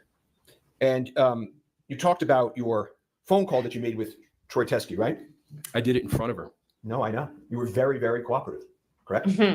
I thought so. I don't think you mentioned on direct examination, but tell me if I'm wrong. You also made a phone call to Joe Swanson in front of Detective Hancock. I don't recall it being in front of Hancock. It was as I was driving away, and it dawned on me that I kept on seeing brass and nickel, and it didn't wash with me. It didn't make sense. Joe Swanson and the original batch of the ammunition was very much on your mind. Fair? Of the reloads, yeah, I was fairly confident that somehow some of that reloaded ammunition came in through a piece of leather, or Hannah had been gotten hold of some of it, been shooting it, commingled it with dummy rounds. I was concerned that it was going to be a Joe Swanson reload. It turns out you actually made the call to Joe Swanson within earshot of the police recording equipment. And you asked Mr. Swanson about the green ammo can. I don't recall that. Okay. And you then said... He doesn't recall anything important. Family saying, at first, I was confused as to why the judge was allowing Morrissey to speak objections or simply just speak when she wouldn't have, but maybe she knew what was coming. Yeah, I don't know. That's true, because in the beginning, it sounded like the judge didn't really have much control of the courtroom. Morrissey was just speaking as usual. And then today, the judge was like, I had it, enough. Like, she was like, okay, Miss Morrissey, okay. We're all mad. Can you guys believe that they missed Trump with all the bullets shot at him today? I think it just nicked his ear. But it was very scary. That was very scary. I started the video a little early to show that happened, which was huge news, right? Still happening. Everywhere people are talking about it. And they said that he was like talking, and he kind of like went like this with his head, how you move your body sometimes. And because he did that little movement, it got his ear, not his head. Very scary indeed. Very scary and unfortunate. So let me go back to this. There's a corrupt Morris in this case too. Well, she yeah, didn't do her fucking the job. corrupt Morrises are Now I recall. everywhere. Yes. Everywhere. I bet you do, right? Oh. And the she who didn't do her fucking job was the armorer, right? Correct. And the shit is the commingled rounds, isn't it? Well, I think the shit was a concern that Swanson was going to get dragged into this, and it was going to have been some of his reloads that caused the death and injury. Oh, the exclaiming of the shit was your concern for Joe? I think it's a collective. I mean, there's 4 of them there. There's a lot of shit. So some of the shits were for everybody that had ever touched the commingled round. Yeah, but you the whole provided thing's live awful. bullets, Okay. so Can- it's can not we very agree that funny. you didn't intentionally provide live ammunition instead of rust? We can agree that it didn't at all. Well, we can't actually agree to that. Okay. And by the way, that's November 1st. November 30th, okay, a month later, the police come knocking with a search warrant, right? Yes. Just like you were there at the truck search, you were there at the PDQ warrant search, right? I was on a connector flight from Phoenix.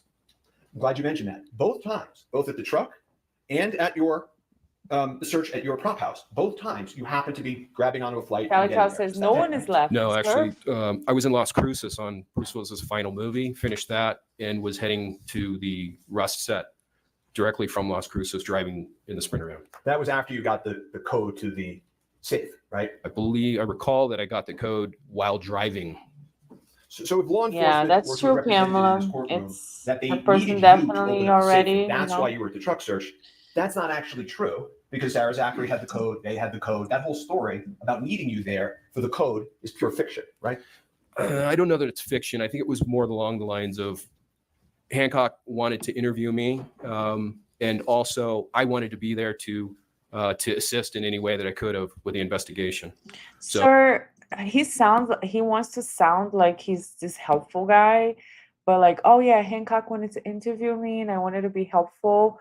But sir, didn't you provide live bullets to the set and then like just started talking to the investigators all the time so that, so that you wouldn't be indicted in this?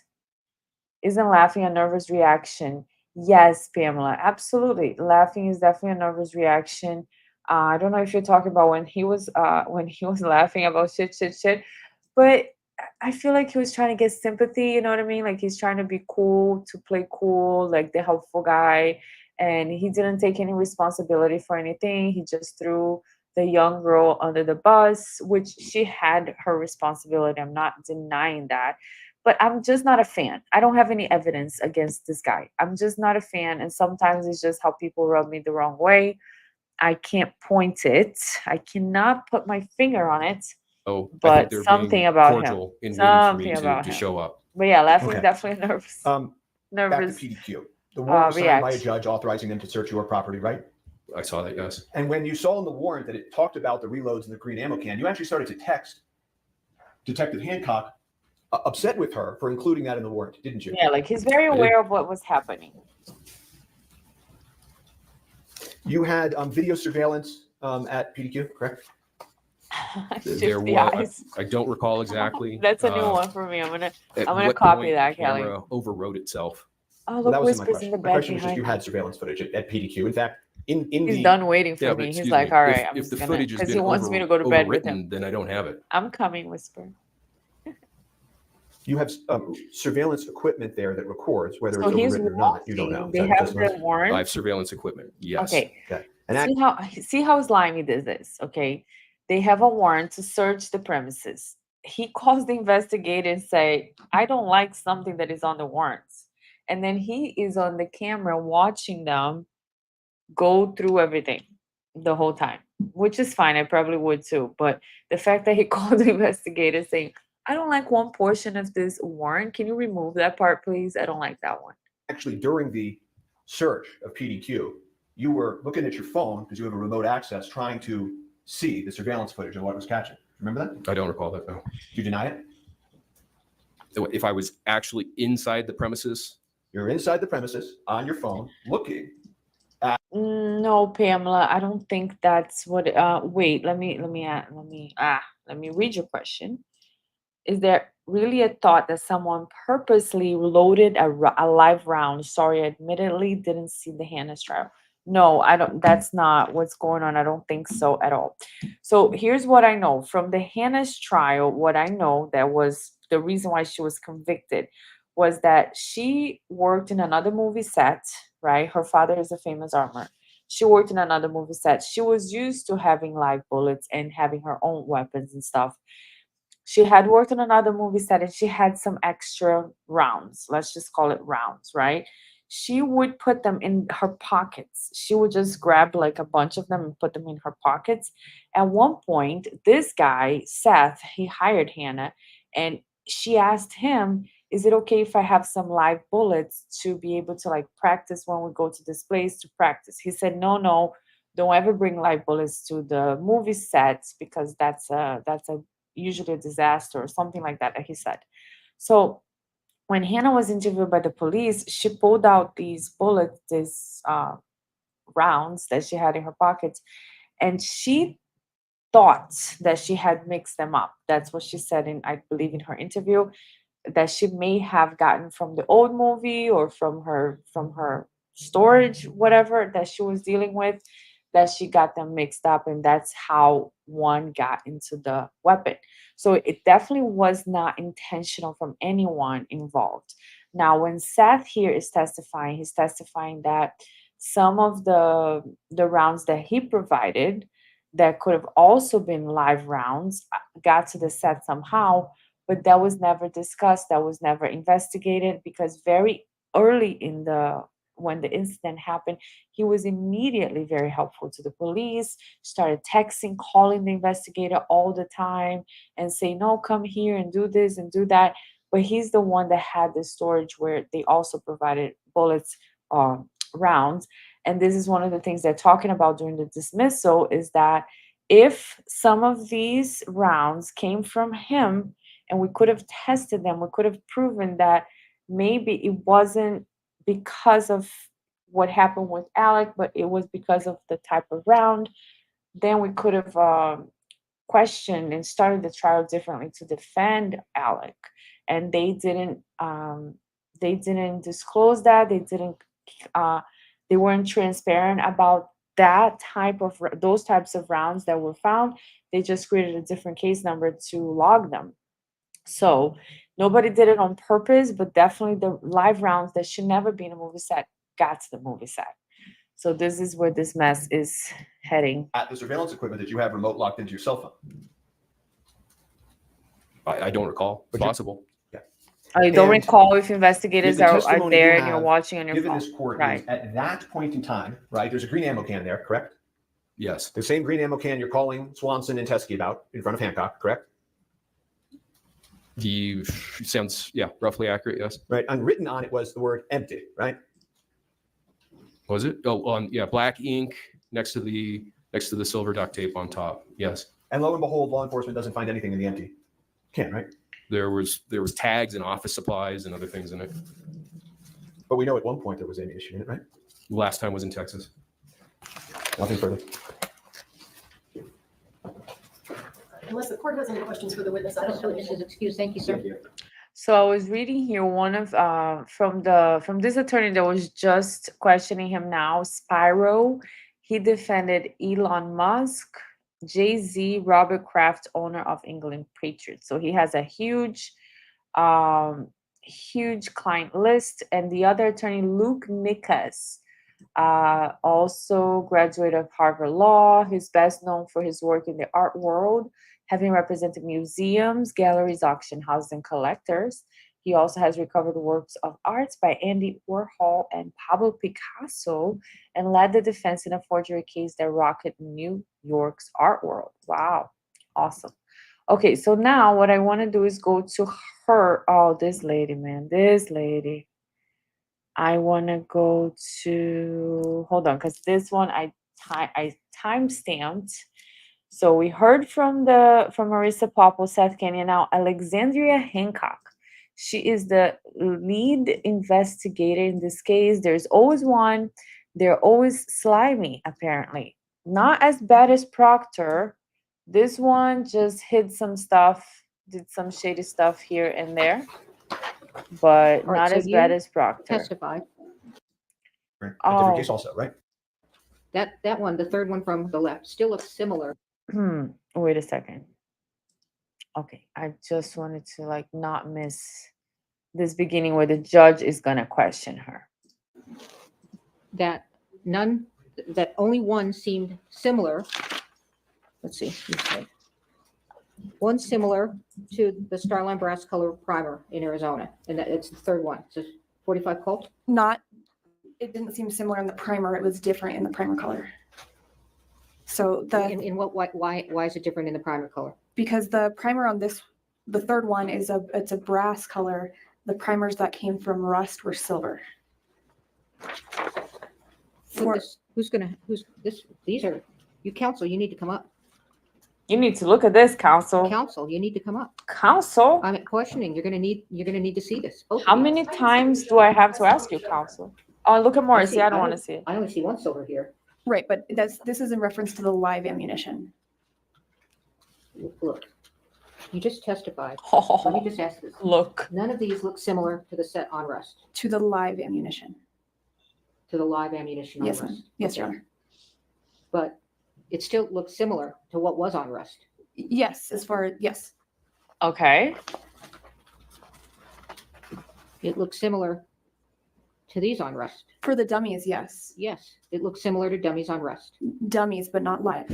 Okay, I understand your Okay, distinction on live. but she asked, does it But look they similar to still the look ones similar. on Rust? That one, the third one from the left, still looks similar to dummies on Rust. Yes. All right, thank you. Yes.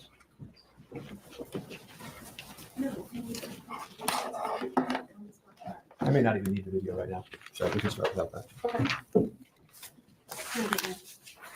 All right. Good afternoon, Corporal. When you started investigating this case, you were investigating this concept of sabotage, that there could have been an intentional live bullet placed onto the set. Do you remember that? Not originally, but later on, yes. Okay, and obviously if somebody... Let me just I'm ask- making it a so little bit fast. they're not similar to the live rounds. Let me know if it's too fast for you guys. That was not similar to the live rounds, but they were similar to the dummies on Rust. That's correct. Okay, and the dummies on Rust were tested with the live ammo by the FBI. Yes, some of the dummies were sent. Some of the dummies that look like that one on the phone. I couldn't say which exact ones were sent to the FBI. Okay, but you just testified that looks similar to the dummies on Rust. Yes. You didn't differentiate, and that some of the dummies on Rust were sent to the FBI. Yes. Okay, thank you. So at a certain point early on in this case, you entertained the possibility that this was an actual sabotage, that somebody could have intentionally placed the lethal bullet onto set, correct? Yes. And you quickly dispensed of that concept, right? I don't think it was quickly dispensed. It was investigated. Okay. And fair to say that if that had happened, that would have been a far different case, right? It could have been. I don't.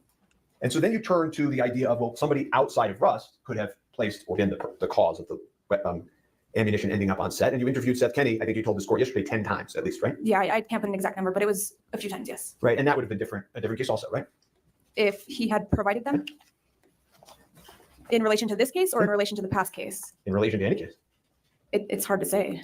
Well, you were here for investigator, I'm going to do this again, CST Popple's testimony yesterday, weren't you? Yes. And you've had an opportunity to view the 45 Starline brass that came out of this package today, correct? No. You haven't looked at it yet? No. Okay. He was excluded as a witness, I think. And are you aware, as you sit here, that there was 45 long cold Starline brass nickel in the courtroom today from CST Popple? I just found that out today. Okay. So you were here for this testimony in this courtroom. And let me ask you, Ms. Popple, the ammunition that the Good Samaritan, Mr. Teskey, the close friend of Hannah Gutierrez's dad, when that ammunition that he brought into you after the conviction, you still have it? Answer, yes. Question, you can bring it in here and you can show it to the jury, right? Answer, yes. And they can see for themselves that it does not match the live ammunition from the set of Rust, correct? Yes. And that it is obvious. Just when you look at it, it is not. Yes. Do you remember that testimony that you were sitting here for? Yes, I do. And that turns out to be completely false, doesn't it? You're correct. Oh. Mr. Kenney was just here. Did you see him in the hallway? I saw him in passing, yes. Look at the attorney's faces in the back. You They're like, interviewed him, I think you said over 10 times, right? Yeah, I don't know the exact number. 40 plus phone calls, I think. It was a lot. Okay. And we have some of those text messages. Unbelievable. And I'm going to put up defense. Hi, Mr. Singer. Defense B.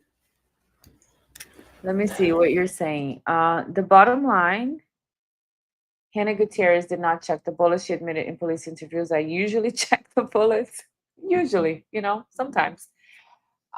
There is pictures of live bullets on Ross set on her lap and actors' holsters for several days. Yeah, the set was a mess, completely unacceptable. I would never hire Hannah to be an armor in any movie sets, that's for sure. The cart was full of, all types of rounds. Family saying, I can hear Darrell Brooks screaming, Judge, you can't practice law from the bench. Okay. Dave Hawes was fired from 2019 film Freedom Paths for accidental discharge. Saw footage of Dave hiding bullets the day of Helena's death. That's crazy. That's crazy. Alec Baldwin Rush trial is the trial of the century. That was the fastest trial of the century. I'm still divided with that one because we got Johnny Depp, we got Karen Reed, and I mean Alec Baldwin could have been, but it was so fast. It was, in my opinion, okay, if you permit me, Mystery, the dismissal of the century. The dismissal of the century. I don't know about trial of the century, but definitely a dismissal that we haven't ever seen and we probably won't see again, right? But the Karen Reed was something else. Karen Reed was something else, right, Glenn? Karen Reed was like one thing after another, the trial that keeps on going. She's like, okay, I give in. I give in to you guys. And you see at The top, trial there's a that's screenshot still that he sent to you, going. right? That's still, we're gonna You do see a it live ends on with, Karen yep, Reed. We're still it's gonna do a evidence. live on Karen Reed, like a Yep, it's evidence in the post-trial accidental death, Karen Reed right? live. Gosh, it just keeps on going. Yeah, I can see that. Okay. Keeps on And he going. does not include the ugh, this sucks when he sends it to you, right? Ugh. You Ugh. don't see any ugh, this sucks on this, dude. No. Who says ugh? And it talks about how it looks like it's been reloaded. And that's him telling you that, right? Sorry, let me just read it really quick. Sure. Okay. And you ask a very interesting question, Corporal. That sounds a lot like the question the court just asked you. You ask, do you think it could have come from the same batch since it's a different color, right? Yes. And he says, in writing, in no uncertain terms, I thought the same thing regarding the primer, but Joe has been known to mix different color primers and blanks. So no, still highly likely that it's from the same batch. Did I read that right? Yes. You continue to read that very well, sir. And you had that information in the month following the incident, correct? Yes. Okay. So we're going to fast forward. I'm not going to go through the Seth Kenny story with you today. Okay. Okay. Great.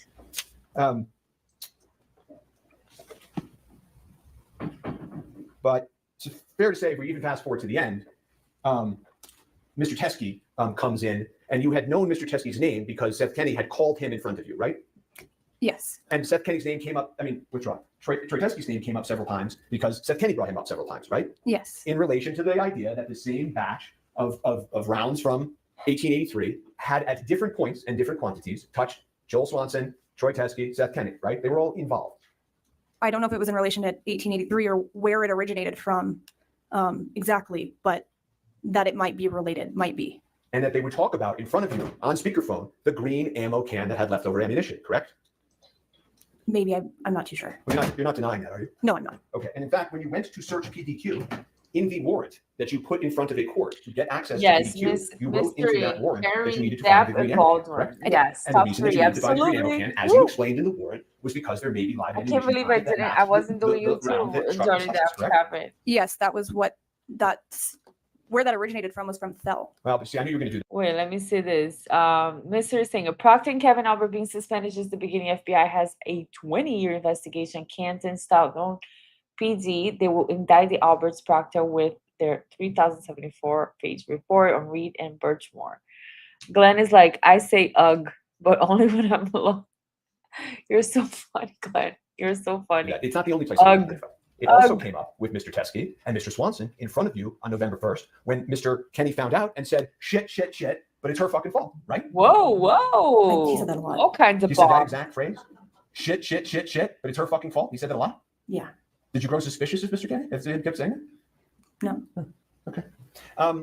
So in any event, you knew that Mr. Thinks she has a Teskey crush on was him or at least somewhat involved because when you're interviewing Mr. Kennedy, he's calling him in front of you, correct? Yes. Sending you screenshots of messages with him, He correct? keeps looking at the judge. Mr. Teskey showed up here, according to you, at the Hannah Gutierrez retrial, correct? Yes. And Mr. Teskey then walked into the police precinct with ammunition that he claims and says is matching to the ammunition that struck Ms. Hutchins, right? I don't think he ever made the statement it was matching. Well, that's really for law enforcement and the FBI to decide, isn't it? Which would have been investigated if he would have answered a phone call or returned a phone call. Okay, and I know we're going to get to that, don't worry. But wasn't the first excuse you gave, Corporal. The first thing you said when this came up on direct examination was that you didn't know it was related to this case. Do you remember testifying to that on direct? How would I have known if I wasn't given an opportunity to talk to him myself? You would have no way of knowing that the man who was on speakerphone with you talking to Seth Kennedy, the man whose screenshots you received, the man who showed up at the Hannah Gutierrez retrial, the man who walked into your precinct talking about the Rust movie, you would have no way of knowing that it was related to Rust? I would have need to come to the conclusion myself that it could have been tied back to Rust. There's been many people throughout this investigation that state that they have evidence or testimony to give that wasn't in relation to what I was doing. Uh-huh. Mm-hmm. Uh-huh. So is there other evidence in this case that has this quantum of proof that you have hidden from the defense? I don't think I've hidden anything. Is there any other evidence in this case that you think this court should be aware of, that you're aware of, Corporal Hancock? No. Oh. And when Mr. Teskey came in, he stated that he believed it was from the same batch the of question ammunition. is, Cornell, is the evidence going to keep presenting itself? Are we just going to have the evidence continue to present itself? Hi, I'm evidence. I'm presenting myself. Is that what we're looking at here? And that was located at Seth Kennedy's warehouse in Albuquerque, correct? When he came in? To the precinct. So sorry, I just want to understand this. Mhm. You're saying that Troy Teskey made the statement to law enforcement that the ammunition matched Rust. Correct. Where is that statement coming from? In your own police report. Okay. I'm reading it. Okay, so that's not my police report. I didn't say it was your police report. You just said it Yeah, was. you No, I did. said into the police report. It's said in your police report. We heard Just as a it. point of clarification, can we? Is this objection or should we just talk? Is she just talking? No running. He's pissed. Speak. My request is that He's pissed at her. we correct the record with regard to Mr. Cyrus. Like, look at him. He's like, what the hell is this? This is a freaking voice that keeps just talking. Like, what the hell? Not an objection. Look at the attorneys behind him. What is your objection? I want to correct the record. That One word. One word. Objection, relevance. Objection, hearsay. Objection, give me other objection, guys.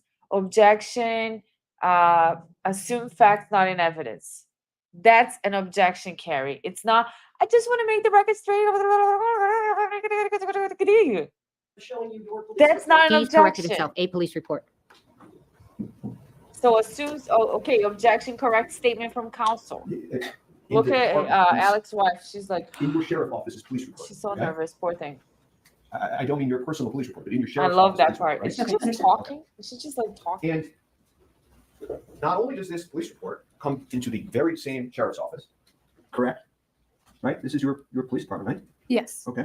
Not only does it say live rounds of ammunition that he believed to be connected to the Rust case, right? You Yes, saw that, right? Okay. yes. Not only does he say it's the same batch that was at Seth Kennedy's, right?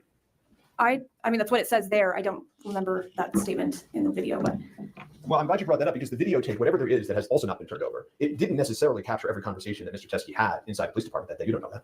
that's correct. Okay. And the other thing that I wanted to mention at this point is it's not as if Mr. Teskey was talking to some random auxiliary cop that happened to be walking through the station. He was talking to CST Popple, wasn't he? Yes, he was. The same CST Popple that testified yesterday, right? Yes. That testified that everywhere in this case that she went, you went. Remember that testimony? Yes. Okay. She goes to the church on the day of the incident, you're there, right? She goes to the search of the truck, you're there. You go to PDQ, you're there. In the prosecutor's office, you're there. Trial prep, you're there. And that's who took this statement, right? Yes. You know, there's hundreds of items inventoried in this case, right? Yes. Every time you inventory an item in this case, there's no matching witness statement, right? No. Right? You pick up there's dozens of items, dozens and dozens of items that you all inventoried in this case that have no matching corresponding witness statement, right? Yes. Okay. So the story that has now been come up with, that the only reason we couldn't take this item was because there wasn't a matching witness statement, is just spun out of whole cloth, isn't it? I don't think your statement's entirely correct. You said the reason why we couldn't take this item, which we did take the item. You took the item, but you took it and put it in a different box than the rest of the items in the Rust case, correct? Well, I don't think they're all, I mean, I'm not the evidence technician, so I don't know how. Well, you know this wasn't placed and designated as a Rust evidentiary matter. It was kept and vouchered, as you heard yesterday, under a completely separate identification number, correct? A different case number. Right? Yes, Unlike the hundreds and hundreds of other items that were collected in this case from a variety of sources, correct? that's correct. Okay. And a lot of those items were like random, irrelevant, tangential things that all went into CST Popel's inventory in this case, right? I think all those items were collected on scene through search warrants or through somebody that gave them to us that we could have had a conversation with. And I could be able to relate what that item was and how it may have been related to Rust. There was no way to relate this item to Rust, and the guys in your precinct telling you this is related to Rust, and you had spoken to him on speakerphone and you had gotten those text messages. There's no way to relate it. Again, I didn't get a statement from him when he's dropping off his ammunition and didn't see it because I wasn't there when he was dropping the ammunition off. Well, your colleagues got a statement, didn't they? Yes. Right? It's not like he didn't give a statement that day. He sat in the precinct and met in a room with your colleagues and did give a full statement. So that wasn't true either, right? I didn't know that until today, that he had sat down with someone. Okay. But now that you know that, now that you know that he gave a full witness statement, the story that the only reason that law enforcement couldn't possibly dream up a way to connect this to Rust and put it with the rest of the evidence doesn't work anymore, does it? Because he did give a statement, right? I'm not going to agree with that because he said it didn't come from the set. Well, so you keep saying that, but he's not. The point of this isn't that he literally snuck onto the set and took it back, right? The point is that he had the matching ammunition so that we could understand the source of the lethal round, right? But again, I didn't know he had matching ammunition. Well, but your colleagues did. Again, She keeps smiling. Why is it so funny? But given that, I don't understand why she keeps smiling. Either she has a crush on him or she's like nervous or what is it? With me that if law enforcement were to come into this court and say the only reason we couldn't possibly connect this to Rust was because he didn't give a witness statement, that doesn't work if he did give a witness statement. True? Potentially. I'm going to still say that I wouldn't agree with that because I wasn't able to speak with him and how it would have been in relation to Rust. When we submit things, we normally need to have a way to face. He's mad. Describe to the lab the reason for the testing. We're going to jump to testing now. I think could have related, evasive language and corporational. When you take in evidence from somebody who says it's connected to something, that you need to have some additional witness statements before you just voucher it and inventory it with the rest of the evidence. Is there some rule that you could point the court to? I don't think there's one. Right. And in fact, there couldn't be because nowhere else in this case of the 100 items did this rule apply, right? But I don't know. I don't think it's correct to compare all the other items in this case to ammunition that was turned in during the end of a trial. Okay. And I don't want to go through every single item that was inventory, voucher, whatever word you want to use in this case. But can we agree that there were lots of items vouchered and taken into evidence in this case that are more irrelevant than this very crucial piece of evidence, right? I would say that there were items taken in that were irrelevant to maybe trials and all of that, but I can't say how relevant this is if I don't know the origination of where it came from. And the real reason that you didn't inventory this with Rust evidence is because this harmed and jeopardized law enforcement's case, didn't it? No, I wouldn't say it either way. Okay. Well, you then told the court, right? So we worked through a few of these things. One, first you said you didn't know how it was connected. Then you said nobody interviewed him, couldn't connect it. And then you said to this court that you followed up with Mr. Teskey, right? Yes. Okay. And when you follow up in cases, right, and have all your police reports, you write down in a police report, attempted to contact Manager Chiho, returned my call, missed his call, voice message, right, in your police reports, right? In mine? That's not mine. In law, I shouldn't keep using the word yours. In the Santa Fe Sheriff's Office, when you all reach out to witnesses, there are often case supplemental reports indicating an attempt to contact someone, correct? It's not a requirement. Okay, did I ask you if it was a requirement? And I'm just answering your question as to, I don't have to say every day and every time I tried to contact somebody. Okay, but I'm asking you a slightly different question, which is that in this case, this Rust case, okay, there are lots of police reports in this case that are in your file, even if you didn't personally create them, that indicate law enforcement attempting to contact witnesses and failing to reach them, correct? That specifically. You can't answer that question, yes or no? Well, I'm explaining why that was. I didn't ask why. I'm just asking. In your own file that you as the lead agent have, there are lots of police reports that say Detective so-and-so tried to reach somebody, couldn't reach them. Isn't that true? In this case, yes. And that was done for a specific reason. Okay, that's great. When you reached out, according to you, great. Time, moving heaven and earth to try to reach Mr. Teskey, did you ever create a supplemental police report? No. Okay, let's go on to the next thing, which is you testified on direct examination that you then, in the weeks, months, whatever that followed, you attempted to reach Mr. Teskey, correct? Yes. Have you reviewed your phone records? For which ones? Are you sure you did that? I'm asking for which phone. Well, which do you have multiple phone numbers? Yes. Okay. I know the cell phone number that you've given out in this case, because we have those, right? Did you use that cell phone to contact Mr. Teskey? I don't know exactly which phone that I used, no. Okay. Did you use the desk phone? I don't know exactly which phone that I used. Okay, well, there's no phone messages or calls to Mr. Teskey from the cell phone that you used when you were conducting the rest of your law enforcement in this case, or the precinct, when you claimed to this court that you called. Yes, I did call him. No, but I'm asking you a different. Let me ask this. Well, you don't know what phone you called from? No, I don't. Okay. Well, there are no calls from you and your cell phone that you used for everything else in this case to Mr. Teskey during the weeks that you claimed you were trying to reach him. Do you know that? Okay, so that's my cell phone? Yeah. Okay. Okay. There's also. I didn't pay attention. Glenn is like, I didn't pay attention in Baldwin's class. Is this a bench trial? Or are we watching a cross of a state's witness? None of the above, really. This is a day with no jury where they're just talking about motions. So the defense started in the morning asking for a motion to dismiss because the prosecution has failed to provide evidence, and they have created a different case number for a piece of evidence that they never disclosed to the defense. So any other remedy wouldn't be sufficient. So they are asking for dismissal. So what the judge did was ask for certain people to come and testify without the presence of the jury. And that's what's happening right now. So the judge is asking questions, the defense attorney is asking questions, and the prosecution is asking questions to clarify what the heck happened with this evidence. Did you guys know about it? Did you guys give it to the prosecutor? Was the prosecutor aware of this evidence? Was she aware that you created a different case number to put this evidence under? And she never disclosed it to the defense. So that's what we're watching today. There's no jury. It's just no emotions in the all days day. and weeks that you claim you were trying to reach him from the Santa Fe Sheriff's Office. The 505 Pre-trial hearings with testimony for dire. Dispatch number. Not of what's here. There's no messages from any Not of what's here. Santa Fe Police Department's phone in his phone records during that time period that you claimed you were trying to reach Oh, him. Glenn, if you Yeah, but if haven't I call, watched it's more than this, likely not going to come up you're with a in no for caller a ID. treat. It's a no caller ID situation. This is not Yeah. even the best part yet. If you haven't watched All right. this, Glenn. I would like to see the body worn camera sometime if that's even necessary for this proceeding. And I have no further questions, please. Witness. Court has some follow-up questions. So on Let's testimony, listen to the judge and I'll pause in a second. I don't know which one, who asked it, but anyway, you understood that Troy Teskey came over to the court and the deputies told him to wait for you, and that when you came down, he was gone, correct? Yes. Okay. I don't know exactly when I came down, but when I was looking for him, I was told he had left. All right, and at that point, you were aware it was Troy Yes. Teskey? Yes. Okay, so then you find out that because he couldn't, well, assuming he couldn't reach you here, he went over to the sheriff's office, right? Yes, ma'am. And when you say today that he did not, he said these weren't from Rust, that's from you reviewing the lapel camera, correct? That they were not from the set. The set, and that's from reviewing the lapel camera, correct? Yes, ma'am. Okay, and you just reviewed that today. You didn't review it before. That's correct. All right. So when you find out, I assume from Popple, that he was over there and he dropped out the ammo, right? Yeah. I'm not exactly sure who told me, but Okay. You can't confirm or deny that.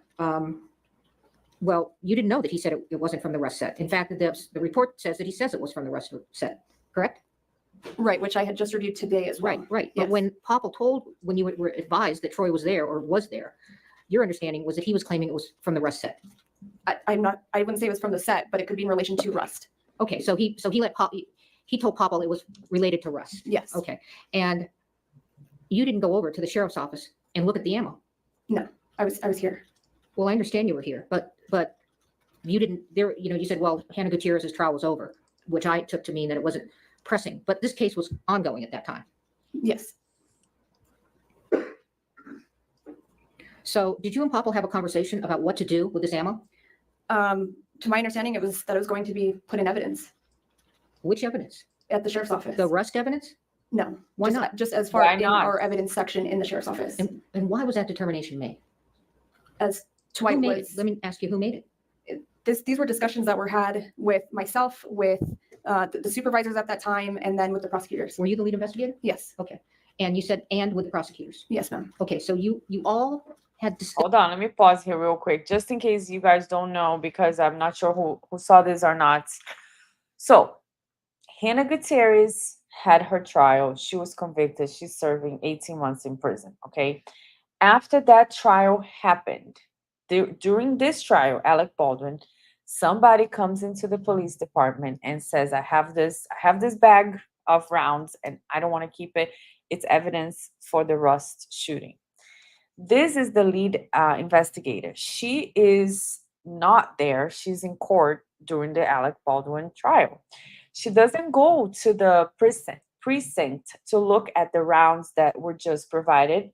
She creates a new case number to log this evidence, not under the Rust evidence, just the detective's place evidence. That's what she's saying here. The judge is saying, who made this decision? Why not? Why didn't you log this evidence under the Rust case number? She said, well, my supervisors and we made the determination. Who made the determination? Why? And was the prosecutor aware? Yes, the prosecutor was aware. So that's all the judge needs to know, because what are they doing? What are they doing? They are hiding this evidence, right? Maliciously or not, they are hiding this evidence. They are creating a new case number. So the judge wants to know, because the defense, in the morning, the defense said, Judge, we need a dismissal. This is not the first time the prosecutor has a problem. It's not the second time, it's not the third time, Judge. The prosecution has shown bad conduct throughout this trial, throughout the pre-motions, throughout everything. So we don't even know how to approach this, because again, now they have this, which is a Brady violation. We can go through that. They have evidence and they're not providing to the defense. They're saying, the prosecutor says, I didn't think the evidence was relevant. But it's not your decision, Carrie Morrison, to determine if evidence is relevant or not, because the defense could have taken those rounds and done some type of testing or whatever they decided to do with it to try to protect their clients. But because it wasn't provided, guess what? Guess what? You are in violation. The judge is like, I just want to know who made that decision. Why didn't you guys put it under the case number?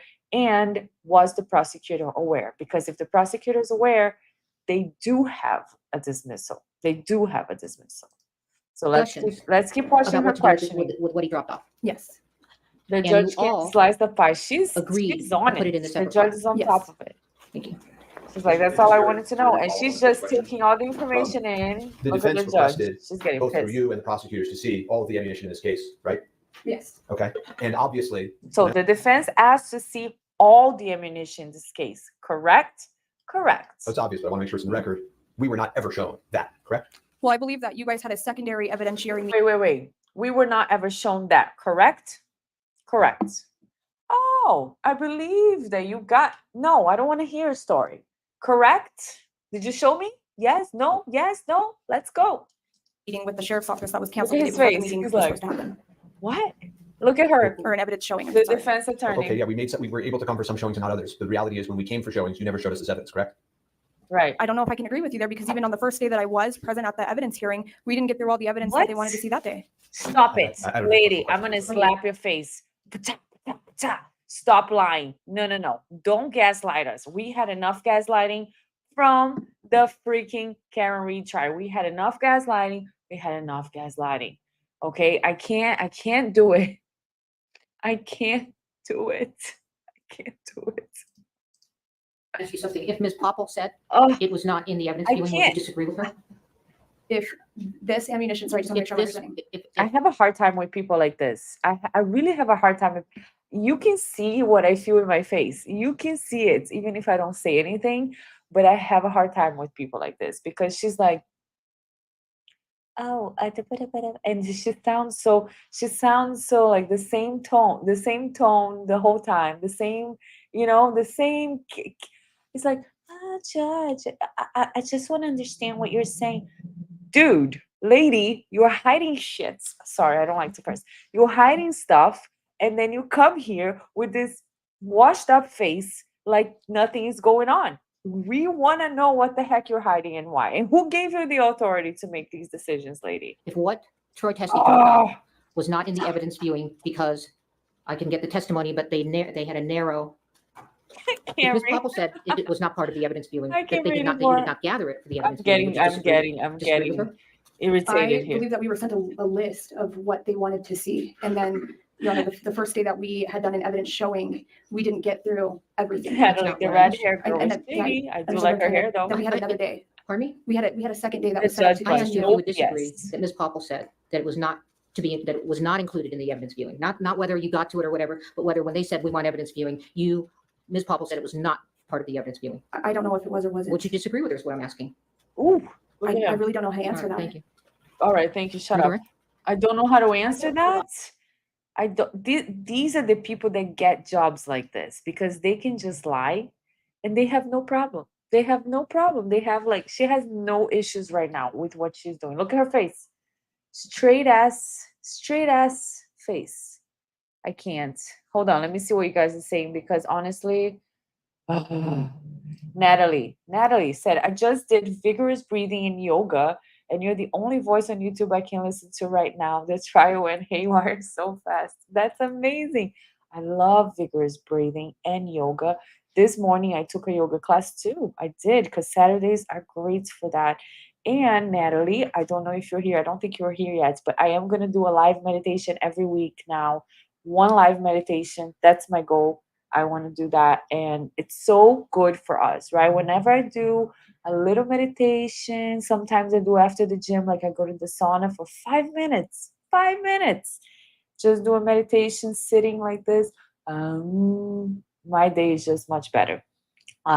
Glenn Lake, thanks for explaining, Bianca. Brady violation, don't play in this case. Bev, yeah, I mean, seriously, this is another one. People, this is why I love live courts. I love the fact that we have access to these things. Okay, Whisper is like digging the bed. I don't see anything there, but he likes to dig the bed. Whisper, why are you digging the bed? So I love it because we are able to have transparency and we see what these people are doing. We see these investigators, these prosecutors just being shady, and people are being sent to prison for years for the rest of their lives. Karen Reed was looking at life in prison. And if it wasn't for live trials, we would never know about Proctor. We would never know about, the McAlberts. We would never know about these people. So thank God for live court. Whisper, don't bark right now because I'm streaming. Okay, hold on. I'm gonna put you on mute, but let me go back to the video here. Live the video until she logs into the system. I don't even think the video is relevant. She did not view it until today, so you can look at it. But do you have any cross exam for her? I just need to develop my record, so I need to get the video in. You can get the video in. Okay, are you going to get it in through her? Because I said it should come in from the person that wore the body I camera. agree with you. He's here. Okay, well, fine. So do you have any cross examination for her? I do. Of course you do. Anytime Carrie can speak, Corporal, as you sit any here today, opportunity for her to talk. Do you she have will take. any reason to believe that the ammunition that was provided by Mr. Teskey came from the set of Rust? No. Can I ask a question? Sure. When you say that there were discussions and the decision was made by all of you to put that ammo in a separate file, right? Is that correct? You said that? Yes, sir. Was Ms. Morrissey part of that discussion? Yes. Thank you. Let me give the court an offer of proof, and if Mr. Spiro wants me to, I'll testify under oath. Sure, absolutely, I'm happy to. I'm showing you State's Exhibit 16. How do you know that's related to the set of Rust? Because it was collected during a search. Did it come from the scene? Yes, I believe that one did come from the church. State's Exhibit 29, how do you know that's related to the set of Rust? That was the casing that Marissa collected. State's Exhibit 10, how do you know that's related to the set of Rust? Collected. All of these photographs and all of the items that are in evidence, how do you know they're related to the set of Rust? Because we got them from Rust, or during the investigation or some part of the investigation. How do you know these rounds were in any way related to the set of Rust? I don't. Okay. Let's bring in. Doesn't matter. You didn't turn in the evidence. Yes, I'm sorry. Witness's excuse. Thank you. Get out of here, lady. Get the heck out of here. Get the heck out of here. Okay, we're gonna skip the next witness, who is the Lieutenant Brian Brendel. He either had the body camera. Okay, maybe you guys want to see the video. Okay, this is how the evidence was turned in. Let's look at this video real quick. Why don't we have audio? Does it take 30 seconds for the audio to Shut come up? up, Carrie. It's when I activate it. I'll be So there. I believe Oh, it the is set to a meditation, 30-second yes, Natalie. pre-video, Good. and then once I activate the camera, the audio It will comes kick on, on. okay. Yes. Or you can listen to it afterwards too. No pressure. So this is the guy going in to turn in the evidence after the Hannah's trial. And people are saying it's because her father could have been implicated. So Hannah's father could have been implicated. So that's why they took until after the trial. I just got some evidence. I should probably write out something to go with this. So weird. I got some evidence. That's my wife. Are you okay with Where was Marissa? Went back to her area? There he is. Oh. Thank you very much. Thank you. So you have like a chain of custody. Wherever you want to go. You can go to the interview. It's fine. Sure. I can fill out a statement or something. Witness statement. I'm a witness. I'm a witness. Trial. And I live in Arizona, so it's a long way. They're not running. They're 1.5 speed, guys. That's why they're a little fast. Oh, okay. Okay, let me check it out, Mystery. That's fair, that's fair. But you guys are I don't care what you do, I just don't want to have it. And they're 45 cartridges. Like, They're from the set? no. Okay. No. Do you want to know the details? Did you hear what the gentleman said?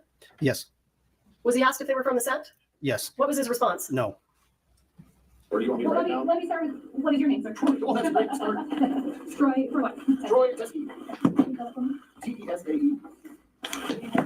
I've got all kinds of identification. You should see them. Where are you getting called by? Retired police officer. By the defense, yeah. But they didn't end up using it. Okay. Here's my police ID. And then I'm also judge. You need to see that. Okay, so they're gonna have you bring 45 rounds? Yeah, and at the last minute. They talked to The her defense. on the phone. You're good, they said that they're gonna have somebody pick up from Rosa, which they never do. Okay, so he brought it out here just in case. This is my story. Okay, but get it out. Don't want it anymore. Sir, do you recall this conversation? Yes, I do. Do you know when Mr. Teskey is talking about being called as a witness in the Gutierrez trial, do you recall which side he was being called by? I only learned that when he identified that. What side? On the defense side. And when he said that he brought ammunition, but they didn't want to use it, was he referring to the prosecution or the defense? I, Do you need basis to know that? Yeah, well, if he doesn't, I'm assuming he'll tell me. believe it's the defense. Anyway, yeah. They told me the defense attorney said, hey, why don't you bring them rounds? And I thought, and two times, Hancock and then Morrissey. Hancock first said way back on November 5th. And November 5th, 2021, which was a week after the shooting. Seth Kinney called me, you know Seth? Everybody seems to know Seth here. Seth, he was a friend of mine. And Seth Kinney called me from Hancock's office. She was a detective at the time. And he said, you're on the record. I want to know what's going on because I have these rounds from, it's the same batch. They came from Joe Swanson. Okay. You know him too? Yeah, I know of him. I've I've dealt with this case a lot. You're the perfect person to what's your first name? Marissa. Marissa? Okay. Oh, it's Marissa. That was this case a lot. I better jot that down. But I have some good notes on it. So when my big concern was having these. They said, okay. I said I have these rounds. I have a batch, a whole bunch of rounds, Okay. or a bunch. And then they. You probably don't want me to send you the whole batch. You want me to just pull something out and send you a picture. So I took a picture with my phone, sent it to Seth, and he was in the office with Hancock. And they looked at it, and Seth said, "Yep, this is evidence from the accidental shooting." And when you say they're from the same batch. He the same keeps batch. calling it Live rounds? evidence, right? Okay. If you know the case, Bell Reed had a whole bunch of live rounds. Yes. And Seth and Phil went to Yellowstone 1883, and he was teaching people how to shoot with these rounds. Right. Then they left there, and they left from Arizona, and then they came back and went to another set, which was Sir, why does your video end there? Because I walked out of the interview and was attempting to, or I did contact Detective Hancock to see who this individual was and why he was there turning in evidence, like he called it. Okay, so now I'm gonna go ahead and fast forward. So that's just how the evidence was turned in, right? Some guy just goes in and says, okay, here's the evidence. So now let's listen to the attorneys. I believe they're gonna continue in their motion to dismiss here, I believe. We're back on the record. So here's where the prosecutor, Carrie Morrison, says, the court suggested that I testify on their oath. I'm happy to do that. So let's see how that's gonna go. You're a witness, okay? So you can say oath or whatever, but are you calling yourself as a witness? Or do you want Mr. Spiro to call you as a witness? It doesn't matter to me. How do you want to do it? I don't think it's necessary, frankly, for this evidentiary record for me to call Ms. Morrissey. I know what happened. The court knows what happened. I don't think we need anything further. Okay, do you want to call yourself as a witness? No, well, just a minute. So he's willing, as I understand it. She's ready to talk. She loves to talk. Carrie's like, yeah, let's go. I'll call myself as a witness if he doesn't want to call. Natalie said, this trial was so confused. I had to read the DUI guys minute by minute updates on Twitter. I was so lost. Yeah, I mean, it's a lot. It's definitely very confusing because it's the rounds that they show and the dummies and the live bullets. And to me, I mean, I know they say that some of them have a different tip, and it's like one is a little bit rounded, the other one is more like, like flatter. But I don't think they're very, very different. I think they should be like a different color or something. Like the dummy ones should be like red so that nobody could ever confuse them. Not for me, wasn't very like clear. Okay, now, you don't have to say anything under oath if you don't want to. No, I'm happy to. Okay, so not only I'm happy to. I know you were I don't- happy I don't- to. It doesn't matter to me whether you call yourself as a witness. It doesn't matter to the defense whether you call yourself as a witness. So if you're calling yourself as a witness, there's no one here that's requiring you to be called as a witness. The information, everything that happened in this regard, especially as it pertains to me, needs to come out in the public. All right, so you're calling Are you yourself as a sure witness. about that? Because that's not going to go well. It was my understanding that the court indicated to me previously that you wanted me to testify. I understand you now changed your mind. I think it's a good idea if I do it. Where would you like me? Do you want me here at the podium? Wow, Okay, sure. calm down, lady. Chill out. Where would you like me? She doesn't stop talking for 1 second. All right, Ms. Morrissey voluntarily calling herself as a witness without any requirement by the court to do so, or Mr. Spiro asking her to. Please raise your right hand. Do you swear affirm under penalty of law that the testimony you give in this case will be the truth, the whole truth, and nothing but the truth? I do. All right, go ahead. During my investigation of this case and my review of the evidence in this case, I came to understand that there was a large batch of live ammunition that was in the possession of Thel Reed, Hannah Gutierrez's father. I also understood from all of the evidence and testimony that a portion of that batch of ammunition that belonged to Thel Reed was taken by Thel Reed and Seth Kinney to the 1883 cowboy training camp. When that was over, leftover ammunition was taken back to PDQ props. Seth Kinney took some of the ammunition from that container that he had brought back from Texas and turned it into the sheriff's department. And it appeared to me that he did it to try to exonerate himself. They took it from Mr. Kinney and they tagged it into evidence under the Rust case. Law enforcement then executed a search warrant at PDQ props and they took the entire container. And I will say that I do agree, as I recall, although I don't have it in front of me, I do agree that the search warrant didn't really require law enforcement to take everything, but it was my understanding that Mr. Kinney gave them everything so that they would have it and could tag it into evidence.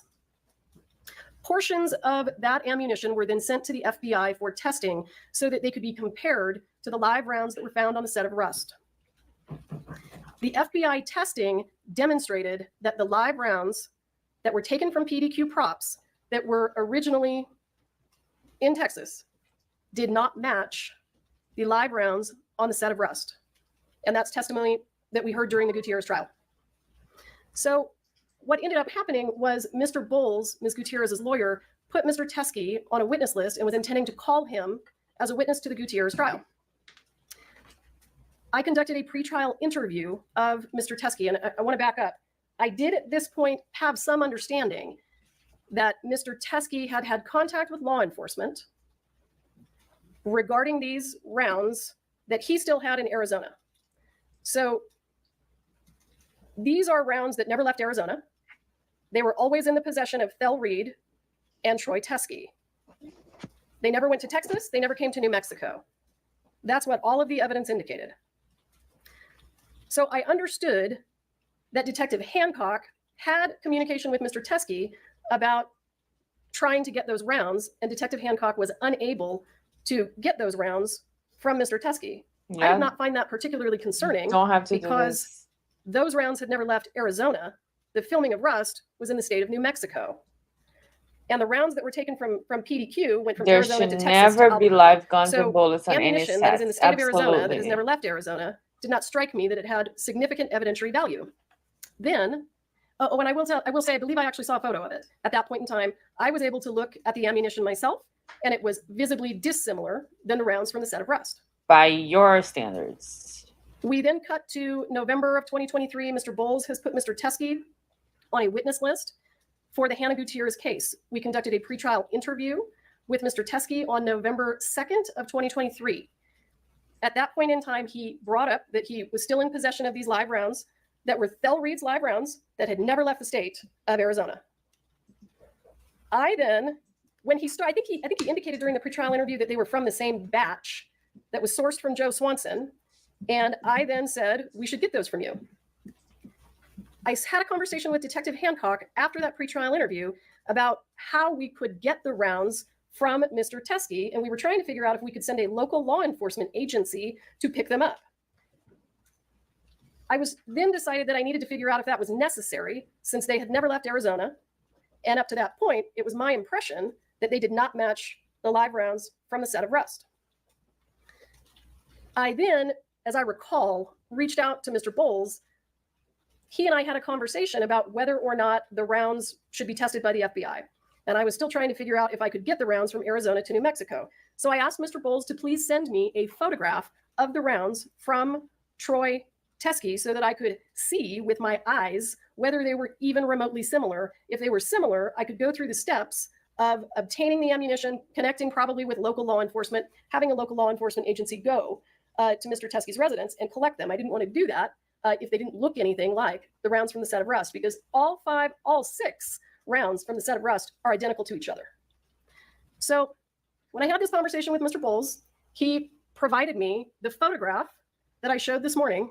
And this is it was my understanding that this was a photograph from Troy Teskey. So Troy and I don't communicate. He's a defense witness. I can't communicate with a defense witness. So Mr. Bowles, as I recall, texted me this photo, and this is a photo that Mr.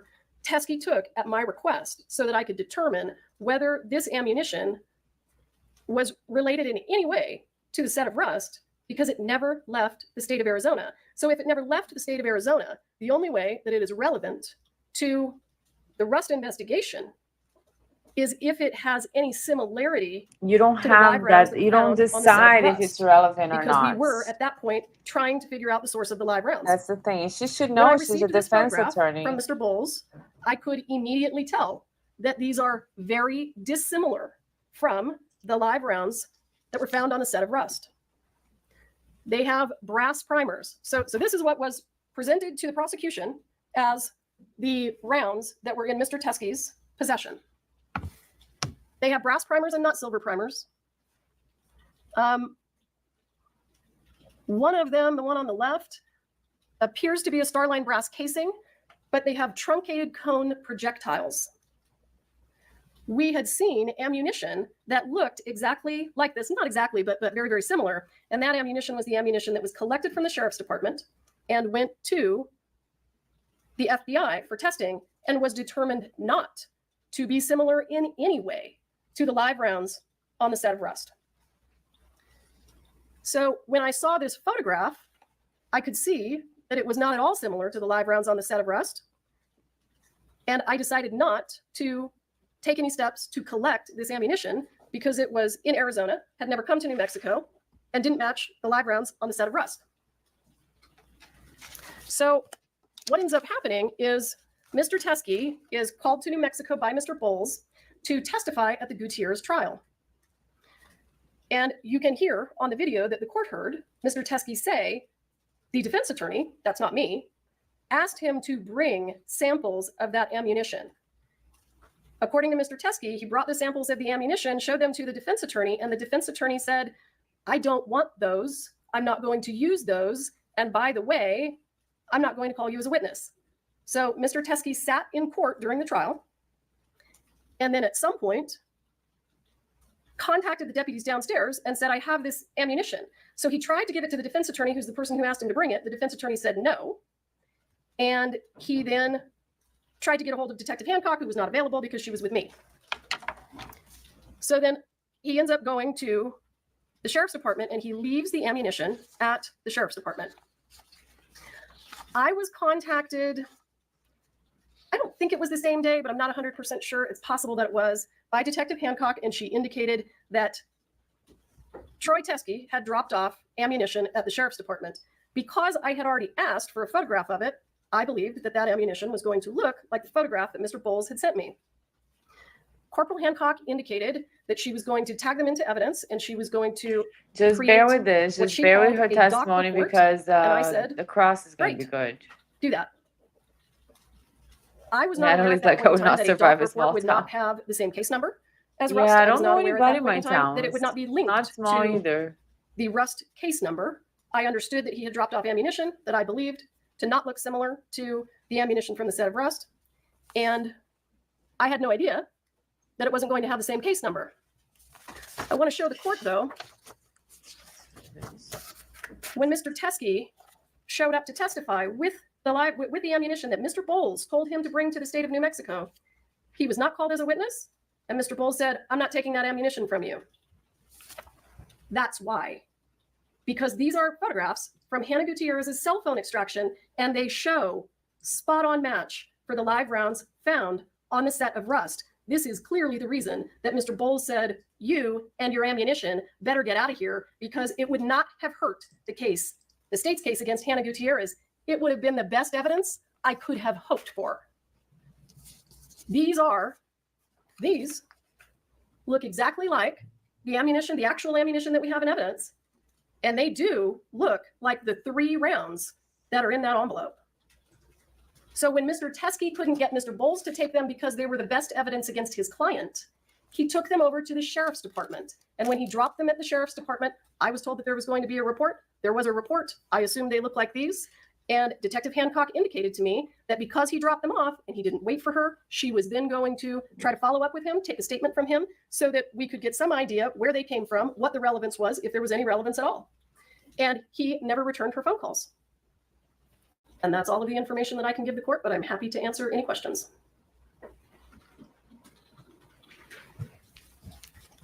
Can I ask a few questions, Ron? When you took over this case, the investigator handling the case, Mr. Schilling, left the case, correct? At my request, yes. The paralegal that was handling this case with you left the case, Mr. Tad. Wow. At my request, yes. So we got 2 people that left the case, okay? The prior prosecutor and the paralegal. Well, the first prosecutor that was working with you on this case, you selected, correct? I did. And he resigned too? I wouldn't say that he resigned, no. Okay. He didn't stay on the case for the Alec Baldwin trial, correct? No, and he indicated that that was because he represented a labor union that's a national labor union, and he was not expecting the trial to be set so quickly. He wasn't expecting it to be set in July. So when he realized that the trial was going to be set in July, he was going to be in collective bargaining agreements for his national labor union, and he wasn't going to be able to have enough time. Sounds like a lot of BS. Linda Johnson, the next prosecutor selected, resigned from the case today. She did. Oh. Based in part on the conduct we're here discussing, correct? I believe that Ms. Johnson Ms. Johnson didn't want my understanding is that she didn't agree with the decision to have a public hearing. On July 1st in this matter, you served a certificate of compliance with 5501, correct? Okay, wait. Let's just see. Let's just catch her one little lie, right? So she says the prosecutor that was just now working with her resigned because she didn't agree with a public hearing. Okay, so resigns Sorry for the typing.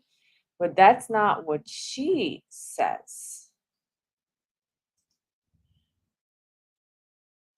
So she said here with Cuomo, watch this. One of the other, the one who gave the opening statement, quit today. Why? Let's see Guess why what? she This quit. almost never happens. This prosecutor wants to be heard enough that she's coming on TV right after this happened. Erlinda Ocampo Johnson joins us now. Thank you so much for taking the opportunity. Hi, Chris. So let's see why she really resigned. First, let me give you a chance to respond what was said about you. Another member of the team said you left the team because you didn't like that this Brady hearing was public. Absolutely not. Absolutely not. I left because I learned about this evidence when the public learned about it yesterday, late afternoon. As I don't know if you're aware, I actually came on this case kind of late in the game. I came on the case towards the end of April. So I had to get up to speed. I was not involved in the Hannah Gutierrez case at all. And so I was not aware that this individual had taken this ammunition to the sheriff's department and provided it to the officers. I learned all of that yesterday when Mr. Spiro was cross-examining the crime scene technician. So I inquired some more. And this morning, when the motion hearing began, my position was during the lunch hour, before the lunch hour, during the lunch hour, we have an obligation as prosecutors. We have an obligation not only to the people, but to the defendant. And our obligation is to make sure that all the evidence is turned over. We don't get to decide what the defense is going to be. Our job is to ensure transparency and to ensure that the defendant has everything that the prosecution has gathered. What they do with it, that's up to them. Go ahead. Two things. One, the better minds that I bring on the show, because what do I know, were very impressed by your opening. They felt that you had good command and that you made a very strong case. Did you believe that Alec Baldwin should be found guilty? I did. I believed the evidence that we had. I had no idea that there was this other evidence that had not been turned over. That there were some actions that were done during the filming, and there was some recklessness. I did based on the evidence that was available. But my job is not to get a conviction. It's to put the evidence before a jury. That's how I saw my job, is to put all this evidence before the jury and let the jury decide. But once things start, oh, go ahead. Sorry. No, I want to hear you. But once things what? So once I learned that this evidence was not turned over, that it was there, it was under a different case number, and my obligations, my ethical obligations as a prosecutor. Now, keep in mind, I've been a prosecutor. I was a state and federal prosecutor for over a decade. I've been a prosecutor. I've been a criminal defense lawyer for the last 16 years.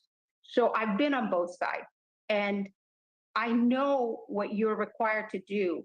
And when this came to light, I think that the best decision would have been for the state to dismiss the case. That's why I resigned. Really? Because I believed that case should have been dismissed.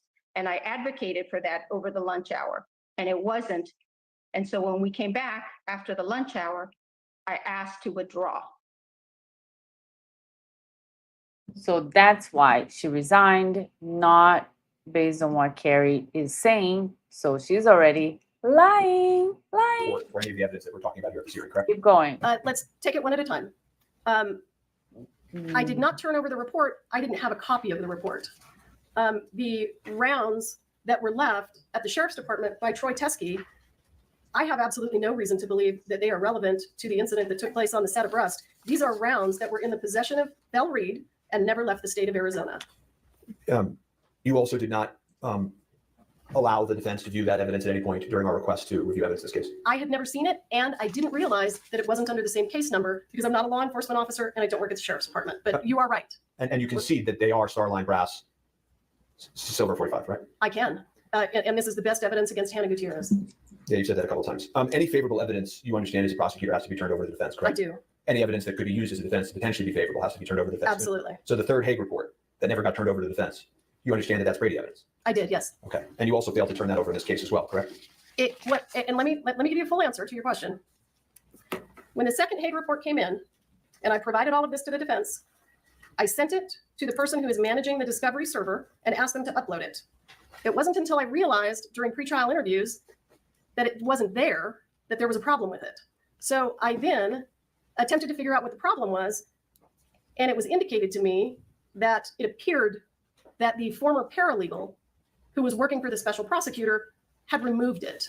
So we then immediately provided it. Then during the pretrial interview of Mr. Hague, it was brought to my attention that the defense did not have the August 31st report that indicated that the gun functioned fine, perfectly fine. And that was provided immediately. I went back, I checked my email, I could see that I received it from Mr. Hague and failed to forward it on to be uploaded. And I provided it as soon as I was aware that you did not have it.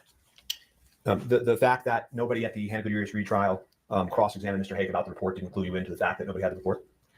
Actually, it didn't, and I'd like to address that. The reason that it didn't clue me in is because Hannah Gutierrez's defense was that the gun worked perfectly.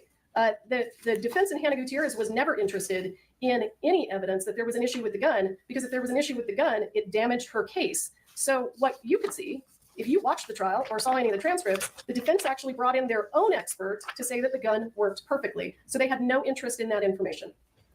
And actually, you elicited testimony from Mr. Hague at that trial that was inconsistent, at least partially inconsistent, as the court's aware, with his third report, correct? Tell me what you're referring to, and I'll answer your question. Well, there was a whole hearing about this where you saw this, and you saw me go back and forth with Mr. Hague for 25 minutes. So I agree, but I need to know what you're talking about for me to answer your question. Okay, if you can't answer the question, you can't answer the question. I'll move on. I'm happy to. You say that the extent of the communications you have about the doc report, as you relate to the court, is that all you said in response was, "Great, do that." That's your testimony. Wow. Yeah, I assumed that it was going to be tied to the same case number. So I said, great, do it, file a report. You assumed. No, because I had a Look at picture her of the face. ammunition that didn't match the ammunition from the set of rust. No concerns in your mind when you got the case filed and you turned it over to us that it wasn't included? Absolutely not. There's a terabyte of discovery. I didn't know whether this 2-page police report had been provided. And in addition to that, I had no reason to believe, and still have no reason to believe, that those rounds have anything to do with these cases. As I asked you about Mr. Hague, That's yesterday not when the Ms. Popple point. testified, you would agree with me that her testimony under oath was false. What part of her testimony was false? And I'll answer. That she said that these rounds don't look anything like the rounds on set when you elicited that testimony. I agree with you, and I didn't realize that there were rounds that looked like that. It's okay. In any event, when the court, and you never tested those rounds either, correct? Any of the rounds that came from Mr. Teskey? No, because they came in just a few months ago. And the court asked you actually one question that I want to address, which is the court said to you, well, what's interesting to me, to be quite honest, is that yesterday you didn't even want to do a written reply. You wanted to just give an oral response.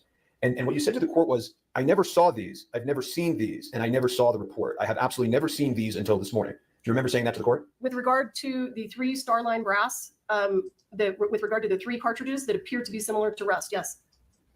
Well, I never saw them until today. Well, but you said also, I never saw the report, right? I never did. Right, but don't you think, given your duty of candor to this court, that that's awfully misleading to not tell the court at that point that you knew about this when it occurred long ago? That I knew about what? You knew that Mr. Teskey had turned in this evidence, that you knew that the report would have existed because you just told this court that the doc report was okayed by you. Sure. Don't you think it was misleading to this court to not just say at that point, just so you know, I know about this. I knew about this then. I was involved. I did not intend to mislead the court. My understanding of what was dropped off at the sheriff's department is on this computer screen, and it looks absolutely nothing like the live rounds from the set of rust. Doesn't matter. The truth of this matter is, you don't like Mr. Baldwin very much, do you? That is absolutely untrue. I actually really appreciate Mr. Baldwin's movies. I really appreciated the acting that he did on Saturday Night Live, and I really appreciate his politics. Who cares? What does that have to do with anything? That you thought Mr. Baldwin was a cocksucker.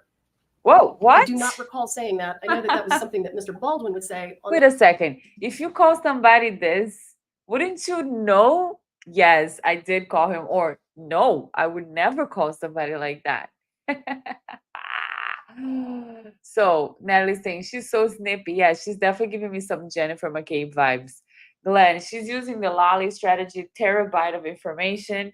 Oh Lord, lolly flashbacks. That's what I'm saying, guys. Prosecutors always feel a little slimy. Always feel a little slimy. I do love Emily D. Baker. I know she used to be a prosecutor, but overall, from these trials that we've been watching, it's weird. It's weird. The set of rust. I don't recall saying that. Do you deny that under oath? Without having more information, I can tell you that I do not recall ever saying that. And if I did say it, I invite you to point it out to me. I invite you. You called him an arrogant prick to another witness. To who? To what witness? I'm Doesn't asking you, matter. did you Did call you him an call arrogant him prick that? during a witness interview? I don't believe I did. I don't recall. Do you deny that? Without knowing what you're talking about, all I can tell you is that I can't respond if I don't know what you're talking about. And you said also to witnesses that you would teach them a lesson. I never said to witnesses that I would teach them a lesson. Absolutely not. In fact, Mr. Spyro, I want to give a full response to your question. Okay, so I here made she. Look every at her. effort Look in at this her. case to resolve this case with your client in a very favorable way for him. So she wants to disclose the deal that she offered to him, which is not appropriate again. Not appropriate again. It is Well, I don't responsive. want to talk about plea negotiations. Yeah, and it's not responsive. So I have no further All right, do you have any follow-up testimony? I want to say I have no recollection of calling him any of those names. I have invited the defendant to tell me what Were he's you talking drunk? about, and he has declined. I want the court to take notice of that. Uh-huh. Yeah, you. the court's You may taking step notice down. of your butt. The court is taking All right, notice any other of witnesses? your ass. All right, argument, let's. That's what the court is taking is notice 15 of. minutes aside sufficient? I don't even think that is necessary. Frankly. Do you wanna make I don't argument? think further argument? All I right. don't think you decide any further argument. All right, Let's hear it. Let's hear it. so dismissal with prejudice is a very extreme sanction. And case law is very clear that because it's very extreme, I have to go through every single element and I have to make a very good record as to why I'm seeing what I'm seeing.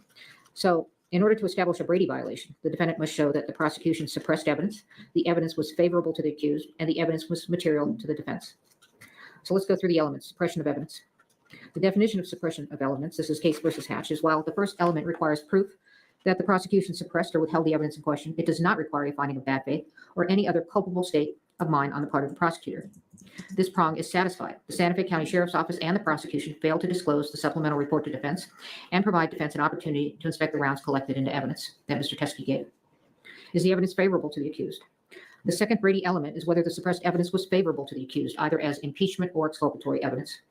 This prong is satisfied. The suppressed evidence is favorable to the accused. It is impeachment evidence, has even been offered in this trial as impeachment evidence, and is potentially exculpatory to the defense. Critically, the exculpatory value cannot be analyzed at such a late juncture because of the non-disclosure. Is the evidence material? While post-trial discovery of evidence under Brady requires a reasonable probability that the result of the proceeding would have been different, discovery of evidence during trial requires an evaluation of whether the late tender has impeded the effective use of evidence in such a way that it impacts the fundamental fairness of the proceedings, and that is State versus Huerta Castro. This evidence is material. The late discovery of this evidence during trial has impeded the effective use of evidence in such a way that it has impacted the fundamental fairness of the proceedings. The defense is not in a position to test the state's theory as to the source of the live rounds that killed Ms. Hutchins. I'm also going to take a look at Harper, State versus Harper. The assessment of sanctions depends upon the extent of the government's culpability, weighed against the amount of prejudice to the state, quoting Chenard. Let's go through culpability. Our case law generally provides that the refusal to comply with a district court's discovery order only rises to the level of exclusion or dismissal where the state's conduct is especially culpable, such as where evidence is unilaterally withheld by the state in bad faith, or all access to the evidence is precluded by state intransience. The state is highly culpable for its failure to provide this discovery to the defendant. The state unilaterally withheld the supplemental report. Santa Fe County Sheriff's Officer made the decision, and apparently also with the prosecutor, pursuant to Hancock's testimony, that the evidence was of no evidentiary value and failed to connect the evidence to the instant case. The case agent, as well as pursuant to Hancock's testimony, Ms. Morrissey, was aware of the new evidence and yet did not make an effort to disclose it to defense. The state's willful withholding of this information was intentional and deliberate. If this conduct does not rise to the level of bad faith, it certainly comes so near to bad faith as to show signs of scorching. Prejudice. When discovery has been produced late, prejudice does not accrue unless the evidence is material and the disclosure is so late that it undermines the defendant's preparation for trial. The court concludes that this conduct is highly prejudicial to the defendant. The jury has been sworn, jeopardy has attached. Inverted video of from Carrie trial was Brady squared on steroids. So this is what a real judge looks like, Bev. Yes, this is very This disclosure during the course of trial is so late that it undermines the defendant's preparation for trial. There is no way for the court to right this wrong. Wow. Lesser sanctions under Harper. Trial courts possess broad discretionary authority to decide what sanction to impose when a discovery order is violated. State versus Lemire. The sanction of dismissal is the only warranted remedy. The jury has been sworn, jeopardy has attached, and a mistrial would not be based upon manifest necessity. Further, the sanction of dismissal is warranted in this case. The state has repeatedly made representations to defense and to the court that they were compliant with all their discovery obligations. Despite their repeated Everybody's representations, so they have happy continued behind to fail him. to disclose critical evidence to the defendant. Brady and Harper are satisfied. Dismissal with prejudice is warranted. Court also has power, inherent power. Per State versus Lemire, where discovery violations inject needless delay into the proceedings, courts may impose meaningful sanctions to effectuate their inherent power and promote efficient judicial administration. The state's discovery violation has injected a needless, incurable delay into the instant jury trial. Dismissal with prejudice is warranted to ensure the integrity of the judicial system and the efficient administration of justice. Yep. Your motion to dismiss with prejudice is granted. Now, with respect to the jury, I don't imagine you all want to return on Monday. I will take care of the jury. Thank you. We are in recess. Yep, mystery singer. Judge Aimbab from Karen Reed trial should watch how a fair and impartial and non-biased judge is supposed to act. And that was beautiful, beautiful dismissal. Once in a lifetime, very important to cover for sure, because I don't think we're going to see that again. Very difficult to happen. The defense did a great job. They just kept everything very calm, collected. It wasn't like nobody was screaming. It wasn't like a big show. It was just like calm and collected. This is what it is, Your Honor. This prosecution did this, this, and that. So I want to thank you guys for hanging out. Thank you so much. Without you, I wouldn't be here. And I'm going to be sharing again when I'm going to be doing the live meditations. And we're going to do a post-trial Karen Reed live shortly so that we can discuss all the updates, all the jurors coming out, all the things that are going on. And you guys give me suggestions if you want me to follow a certain trial that's happening. You guys let me know in the comments. Please subscribe, share, comment, and thank you so much. Have a great evening, everybody. Thank you, and please be blessed. Don't be watching a lot of bad news. Let's try to keep our minds in a positive manner. If you can, say a prayer tonight for what happened, with the attempted assassination of the president, and that's all we can do. Say a prayer for him and his family and the country, right? Thank you so much, everybody. Good night, Glenn. Whispers like out. All right. Have a good night, guys. See you next time. Thank you.